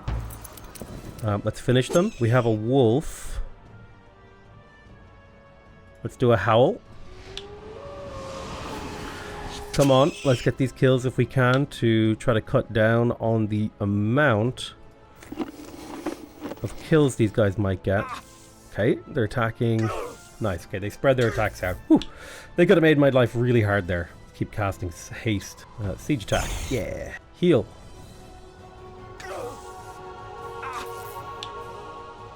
Telling you, man, that heal, having a healing unit really helps. It just takes the edge off the enemy's attacks. Alright, nice. We got a few level ups. So my defender, Swift Bard, leveled up. We'll go for Guardian 2 to get extra dodge. My mage has leveled up. We'll go for Quick 2 for extra initiative. My Water Bard has leveled up. We'll go for Quick 2 for initiative. And Water Bard has leveled up again. We could go for +10 hit points. That would be really useful to make this assassin harder to kill. We don't need ambush or halt. We don't need healer. Yeah, I think I'm going to go for the extra 10 health on these heroes because I just remember that they don't have that much health, right? Ooh, there's an air elemental of Sanctum. They actually cleared this out, weirdly enough. So we might get some good rewards by stepping in. Kieran's Hold is under attack by some wolves. I have no idea where these wolves came from. I thought I cleared out all the monsters in this area. Thankfully, my units do have items they can use. 5 to 10 damage. Let's go for the weaker wolf first. Boom. 1 weak wolf down. Let's get this one. Oh, they dodged. That's painful. We do have a city archer over here. 41% chance to do 3 to 6 damage times 3. Not bad. Not good, not great. Let's go for the attack. The counterattack is going to be devastating. Come on, we just need a little bit of damage on this guy. Can you bash this guy? 31, that's perfect. Okay, archer. 41% chance to do damage. Not bad, killing a wolf. Let's do a bash again. Love it. Can we do another bash? Love it. My militia did the job. They held the line. Although, again, I don't know where those wolves came from. I am going to come in here. I'm going to train an archer. Nay, I'm going to train some militia. I don't know where those wolves are coming from. Probably over here. There's some enemies on the border over here too. Most of your defense needs can be taken care of by militia. Right, let's grab this air elemental Sanctum. Ooh, shockwave ring. Very cool. A little bit concerned about the vulnerability of our rear, but this army would take so long to get back that we'll just keep fighting out here. Ooh, we're at deadly threat level now. That's fun. Do a little siege attack. Pow. Nice. AoE damage. Heal our ruler. I wish you had a ranged attack. May as well cast slow on the enemy. They did resist. Give haste to the El Sovereigno. Alright, let's get him. Let's get him with the kill. Wow. We'll do another ranged siege attack. Nice. Siege wolf. Siege wolf. Siege wolf. Let's keep healing up our allies. Give them the old danger nibble. We'll attack them. You don't do a whole lot of damage, but your job isn't to do damage. Bam. Bam. Oh, look at that crit hit. That was beautiful. Let's try to finish this guy with a siege attack. Lovely. We actually gained health in this battle. Love it. Kieran's Hold is under attack again. I did a number on my guy. Alright, thankfully we do have the rush ability. We can rush over here and bring down some of these wolves. Come on. There we go. Perfect. We've already taken down one of the wolves. Hopefully we get a little bit of damage from these archers. Low chance to hit, so it's fine. Lost one of our dudes. Can you do the bash here? 6 damage. That is not enough damage. I needed a lot more damage than 6. 9 damage will help. 5 damage is not enough, although we did take out one of the wolves. Oof. He's gonna go nibble upon this guy. He just acts so often. This is the power of initiative. Nice. Big hits. Big hits. Come on. He's right in your face. Don't let him get you. He's down to a single wolf.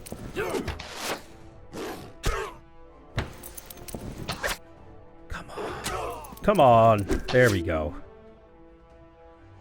Perfect. I'll train a militia and an archer to defend Avalon. Tylan, I'll train a couple of militia to defend Tylan. We're just getting to that stage of the game where we can't, like, a single army stack can't protect our borders while they adventure out deep. Alright, we're up against some Darklings. Let's get up here and start the battle off rightly by getting a kill. It was a lovely crit.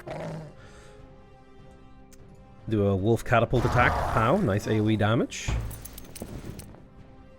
You only do aid. It would be good if we had another support spell. It'd be good if maybe my kind of thinking now, maybe a healer bard should be more diverse mage. And maybe you should have a ranged attack.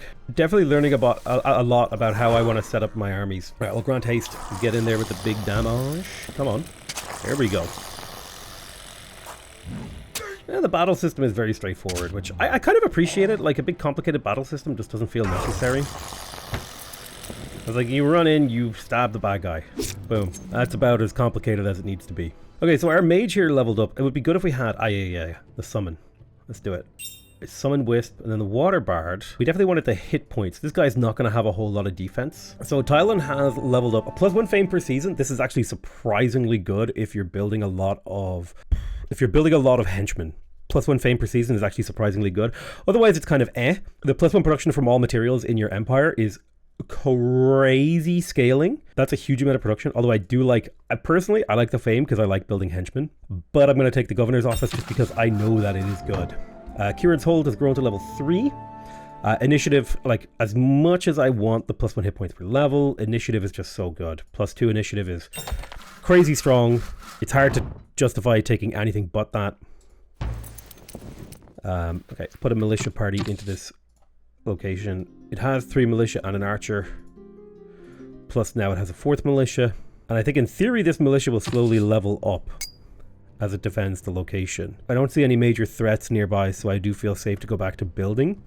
This is a conclave, so we could focus on research. We could also build a garden to keep growing nice and quick. Yeah, let's build a garden. Perfect, we built the Great Mill. Nice. All right, jump into the city to protect it. Jump into the city to protect it. And jump into the city to protect it. Now, Athica is ready to build new stuff. I think I'd like to design a new type of archer who ride wargs. Warg riding archers with decent armor, extra initiative, so they only go down by 5 rather than more. Then maybe we can boost their initiative somehow. There's +2 initiative on that. Why is balance lower initiative? Oh, I see. It's -1 to initiative. Where can we get some initiative? Iron-skin. Ambush is really useful. Fast is +2 initiative. That's just strong. So yeah, I think I like something like this. Fast and precision means that they have a relatively high amount of initiative. They have a relatively high accuracy. +10 dodge as a defense move. Or +3 health or +3. I think we'll go for the +10 dodge. And these will be the warg bows. That's what we'll call them. Now, we need wargs. So let's build that warg haven right there. I know there's a few in my empire. There's a warg haven right here. Move that to the top. Okay, perfect. Danara is able to build some new stuff. We could grow the city using a granary. I like that idea of focusing on the growth. Oh wait, why is your production so low? No, it's just your buildings are expensive. It's not that your production is low. Let's get the study. Wait, no, cancel. Let me think about this properly. Okay, yeah, build me a study. Build a granary. Build a grocer, build an inn. And then we'll make it a version of the warg bows without warg. We'll just call them bows. Yeah, we'll make a few of these to defend ourselves. I'm not interested in declaring war on Umber. Alright, thankfully we have a lot of units here to defend. Take these guys on as best we can. Focus fire on the single wolf. Get his health as low as possible before we move on. And then get a little bit of damage on this wolf. Lovely. Ouch. Perfect. Wolf down. City defended. Happy days. Okay, Lord Relias. Get him. Get those wolves. Get them. Good job. I've got this Haunter army. It's only strong compared to our, well, what was our deadly rating. Okay, I'm going to rush forward with my leader here. And I'm going to give him initiative. I'm going to pass my wolf to get the extra damage. Let's summon a wisp. I don't know what a wisp is good at, but we summoned one. Let's do a horrific wail on our water bard. Ooh, wisp taking damage. Damn, they're going all in on that wisp. Let's cast some haste. Plague Stalker. There is a chance we kill this Plague Stalker. It's not high, but there is a chance. He'll counterattack. Actually crit us. Let's use our Lord. What spells do we have? Let's see. We could feedback this guy. He is casting a spell. There's a 75% chance. Perfect. Let's do our Howl. So our units are enraged, doing a lot more damage. 44 damage. The Wisp has been cast. Let's heal the Wisp. Then see if we can't kill this snake boy. Wisp dodging, nice. Good Wisp. Good little Wisp.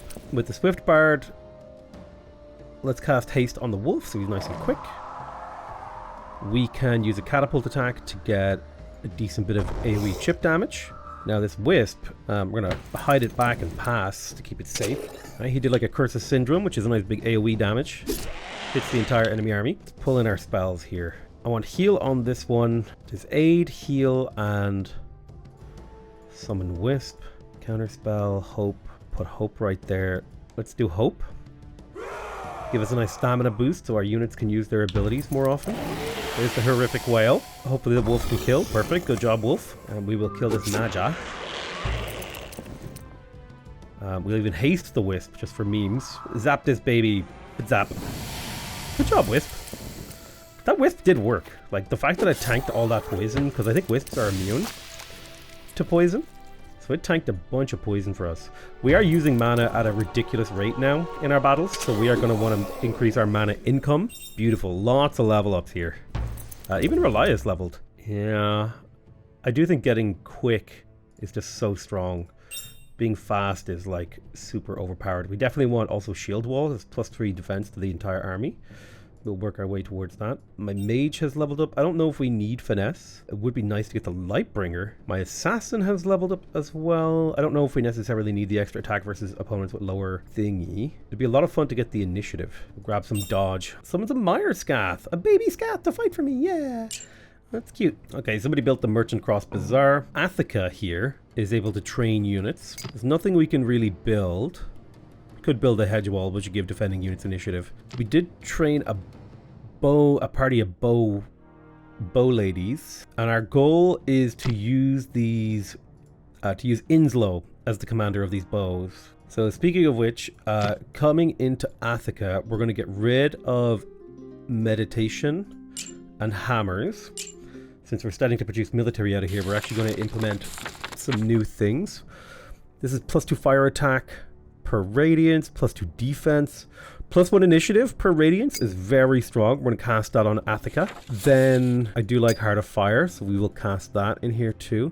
So now units trained in here will have extra stats. We want to recruit how many bowmen for this guy?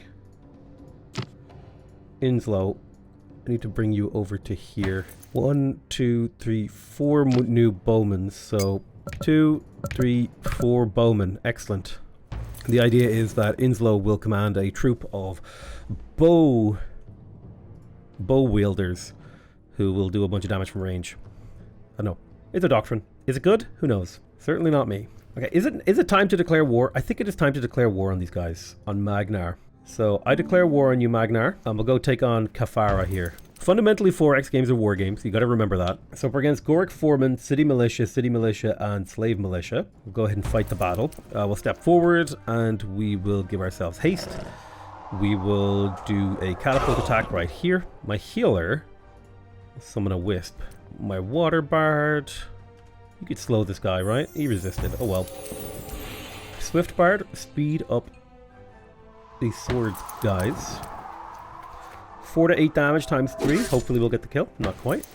This time we can get a kill. Lovely. Poor little Wisp. Let's do another siege attack. Lovely.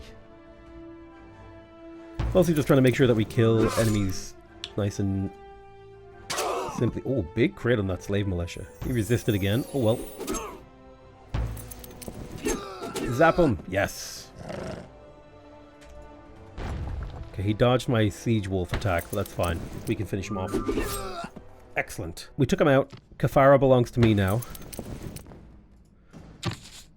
What I'm gonna do is train some militia here. There is an occupation penalty that will slowly drip away, but I think just spamming militia in newly conquered cities is the way to make your land well defended. We'll wait a turn before we continue on. Got a pioneer over there. You are chilling while you wait for archers to build. We've got an archer party. These are defenders.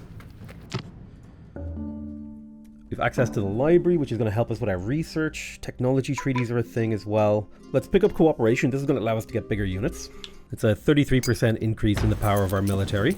Our regular military units, that is. Mithrandra has finished training or building whatever it was building. Let's do... Yeah, it would be nice to start building up the science in here. So I'll grab myself a study. And I would also like to get the sage. We come back down here and we will build the sage in here. Get us a nice boost to our science. Now, let's go kill this pioneer. It should be easy enough to kill them. Basically just a free attack. We'll follow the road. Inslow is waiting for more archers, so I'll just tell him to wait a turn. Farcross is growth level 3. We could get a guild grocer. I mean, plus 5 hit points for all units is just... It just starts to add up to be so good. Damn, there is a lot of neutral noise over here. Let's go hit it. I think we're getting hit by spells as well. So that's something we need to contend with. Our enemies are casting spells to damage us as we move around the battlefield. Okay, we've got all our haste coming up. Bam. Shabam. Quite a few archers in the back here, but I'm not worried about them. Let's do the howl on the wolf. Let's step you forward. Can we kill this? Yeah, if we could kill Gorek, that'd be handy, because he's like the unit with some of the highest agency in the enemy army. There we go, one tap. Maybe my healthy bard can do some damage here. Perfect, good job. And my wisp will tank a bit of damage. Let's give some haste to the wolf. It's a ranged attacker. We get a bit of damage in, softening up the enemy lines before we get in there with our warg riding ruler to finish them off. Yeah, they're trying to retreat to safe distance to be able to continue to attack. Not much you can do there, bud. Blades of Athika, use your rush ability. Nice, 31 damage, love it. There's the horrific whale, plus the siege attacking wolf. Boom, finishes off the enemy nice and easy. Alright, lovely, you get to see some level ups here. The water bard has leveled up. Good, good, good. Let's go for more dodge. We captured Mithrash. We're going to be training militia in here as well. Reznal has declared war on me. An interesting decision considering you are here. Not really able to do much to me. Alright, we got some more bowmen to add. We completed a militia party in Thailand. Ooh, could get the festival. That's pretty damn good. I think we are going to build the town hall in Thailand to lower unrest. I would also like to build... Well, I definitely want more food in here to keep the city growing, but we also want the study. So we'll keep that busy. Avalan could build the alchemist and the library. It'll take quite a while. Build a library and the alchemist to keep you busy. Good, good, good, good, good. Inslow is building up a nice big army of bow people. We're in the process of a war with Magnar. Alright, let's grab these units and send them south to go look for a fight. Inslow's army is not quite ready, so we'll chill there. We're finally starting to get some warg income. It's good to see. We'll be able to build our highly specialized units. Okay, what is this? Caravans. Auto-resolve these caravan fights. We also took control of an outpost. Let's go hit the city of Riss. First militia in Mithrash is done. Let us train another. Militia aren't going to completely stomp our enemies from, like, doing bad stuff to us, but it will go a long way. Alright, let's hit Riss. They've got a lot of units here. But again, they're relatively weak, and we're strategically superior to our opponents. So we'll start off by hasting Lord Relias. I will start by doing some siege damage, hopefully. I'll summon a Wisp here because it's a good distraction unit, like the enemy tends to waste their attacks on it. Then we will cast Horrific Whale on you. Ooh, we're out of mana. We have burnt all of our mana. So this is kind of what I was talking about like just chewing through our mana reserves, fighting. We're gonna need to find ways to get more mana income. The biggest way to get more mana income is to expand your empire. Yeah, we're just chewing through mana super fast. Pow, nice big AoE attack with the wolf. Hungry like a wolf. We'll start getting our heroes into the melee if we can. Our hench people They're not the worst fighters in the game. Alright, let's do our Howl. This will improve our DPS by quite a bit, allowing us to clear out these enemies faster. Lovely, great counterattack right there. Let's get up and slash this guy. It's not a huge amount of damage, but there's the horrific whale. Big AoE. I want to just secure as many kills as we can, as fast as we can. Lovely. It's not exactly a tactically, like, complex battle. It's just making sure that we just don't do dumb stuff, which the auto combat AI tends to do. But we should finish him off now. Nice. Lovely. The Water Bard has... Oh, we got a Swift Bard level. Yes, shield wall, +3 to the army's defense. That's big. Another bow party is ready. One more. That's all we need. I'm going to send this militia to Kafara to protect it. So you're just waiting until we have another bowman out. Now, the nice thing is, if we kind of take a look at the stats of some of these bowmen, the ones with the +1 fire attack are crazy good. Definitely, I think the game needs, like, UI work, but I should really get to work on, like, coming up with specific feedback for the developers. So Riss has been conquered. Let's make sure we go for militia. Riss is under attack by a single slave cavalry party. Kafara is under attack. It's fine if it falls. Okay, Rilkaz is next. Let's get our armies out. March on over. So there's cooperation. This is going to create a nice advancement. We'll pick up animal husbandry for now. We lost a clay quarry. That's fine. But what's important here is we can now upgrade to a group size of 4, which is going to significantly increase the stats of our units. Yeah, Mithrash, I need you to keep training militia. I think it's the only way that I can hold Mithrash is by just spamming militia out. Alright, let's attack Rilkaz. Yeah, I'm tempted to auto-resolve this out of laziness. No! The healthy bard was wounded! It happens. He got a wound. Minus 10% maximum hit points. No! Yeah, we definitely have a mana problem. Okay, Rilkaz. Build. Train, rather. Militia, please. Just spam out militia. Let's get this army and get it a moving. Well, technically we could go to the shop. So we could sell all the stuff that we have and buy some good stuff. Salt pork. Leather armor. I do find it's funny that wargs are easier to get through the shop than they are through the construction. Damn, things are expensive. Rilkaz was wiped out by the Reaver army. That was right beside it. Well, rip. Let's go ahead and get in here and kill Imperium. Oh! 'Tis but a scratch. I'm so lazy I'm auto-resolving when it's bad to do so. Okay, sick. Inslow is ready to lead an army of archers to battle. I'll send them down here to see if we can go fight some wolves, get some easy victories for his troops, to get them leveled up. Imperium has leveled up, or Imperium's ready, rather. Make militia. I don't necessarily care if these cities fall. 'Tis but a scratch. What's 'tis but a scratch? Oh, I think it just means you didn't actually take a wound. The wounds champion. Our goal is to eliminate Magnar, not to do anything else. Attica is ready for construction. Ooh, we could build the palace. Let's do it. We'll build a palace. It sounds like fun. We lost an outpost. Mithrandra has leveled up. Yeah, I think the +1 radiance is the way to go in Mithrandra. Explorer is under attack. No. Dead. Rip. That's a dead explorer. Classic 4X strategy game stuff. Oh, you got more pioneers. Chasing down every single last little enemy unit. I suppose I deserve Asha Fireborn. Like, she deserves to get the chance to fight me herself. Oh, that's so many units. Well, let's haste this bad boy up. We'll pass on the wolf. We'll drop the wisp right here because it's a big heal. Then I guess we'll start holding the line with these guys. Oof. I do think that haste is worth casting on like everyone. Asha Furnaceborn is like absolutely a valid target for us here. Potential killing blow. Not quite, but close. A little bit of damage. Yeah, they're trying to get us.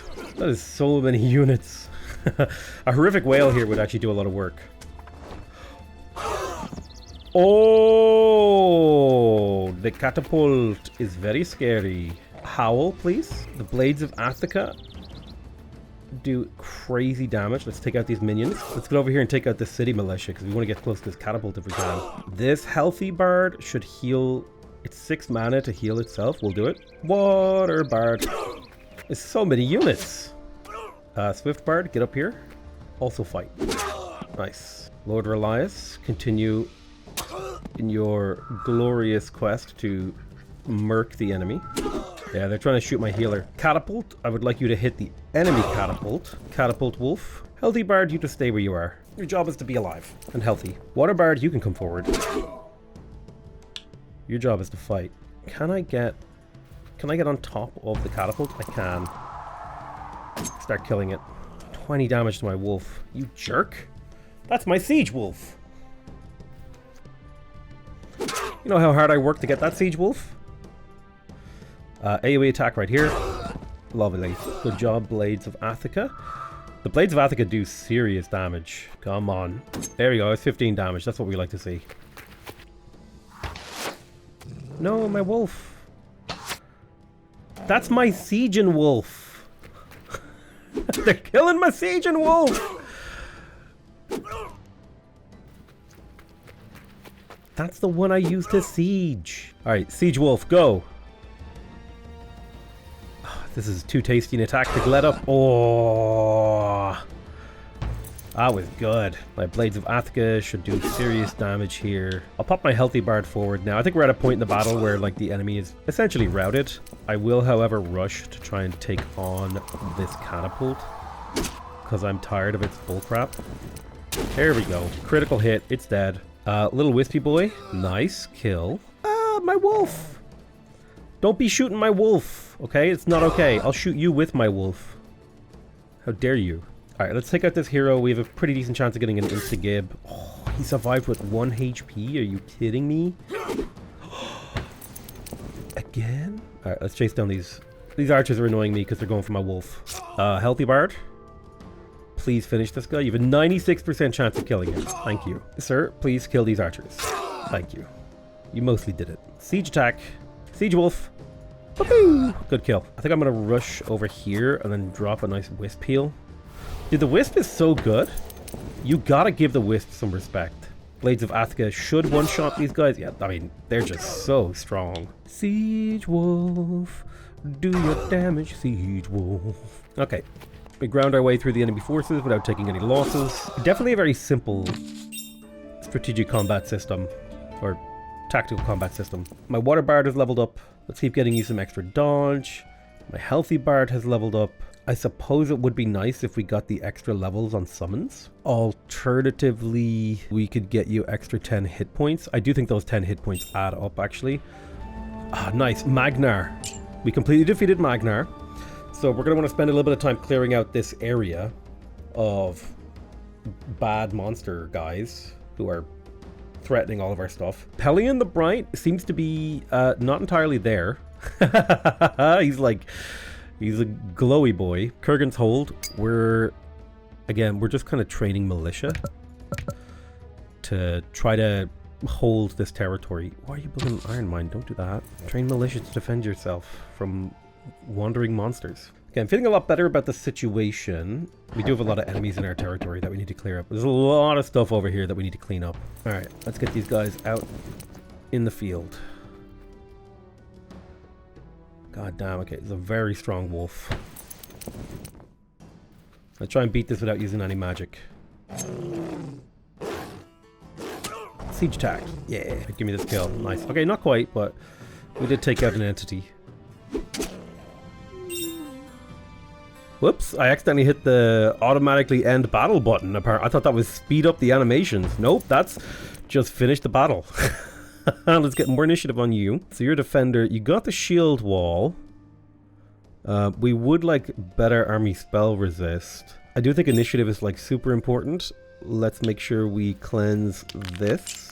Okay, yeah, we need to take out this as well. You can see this is the 4-unit militia versus the 3-unit militia. These guys have 33% more health, 33% more attack. That's just how the game works.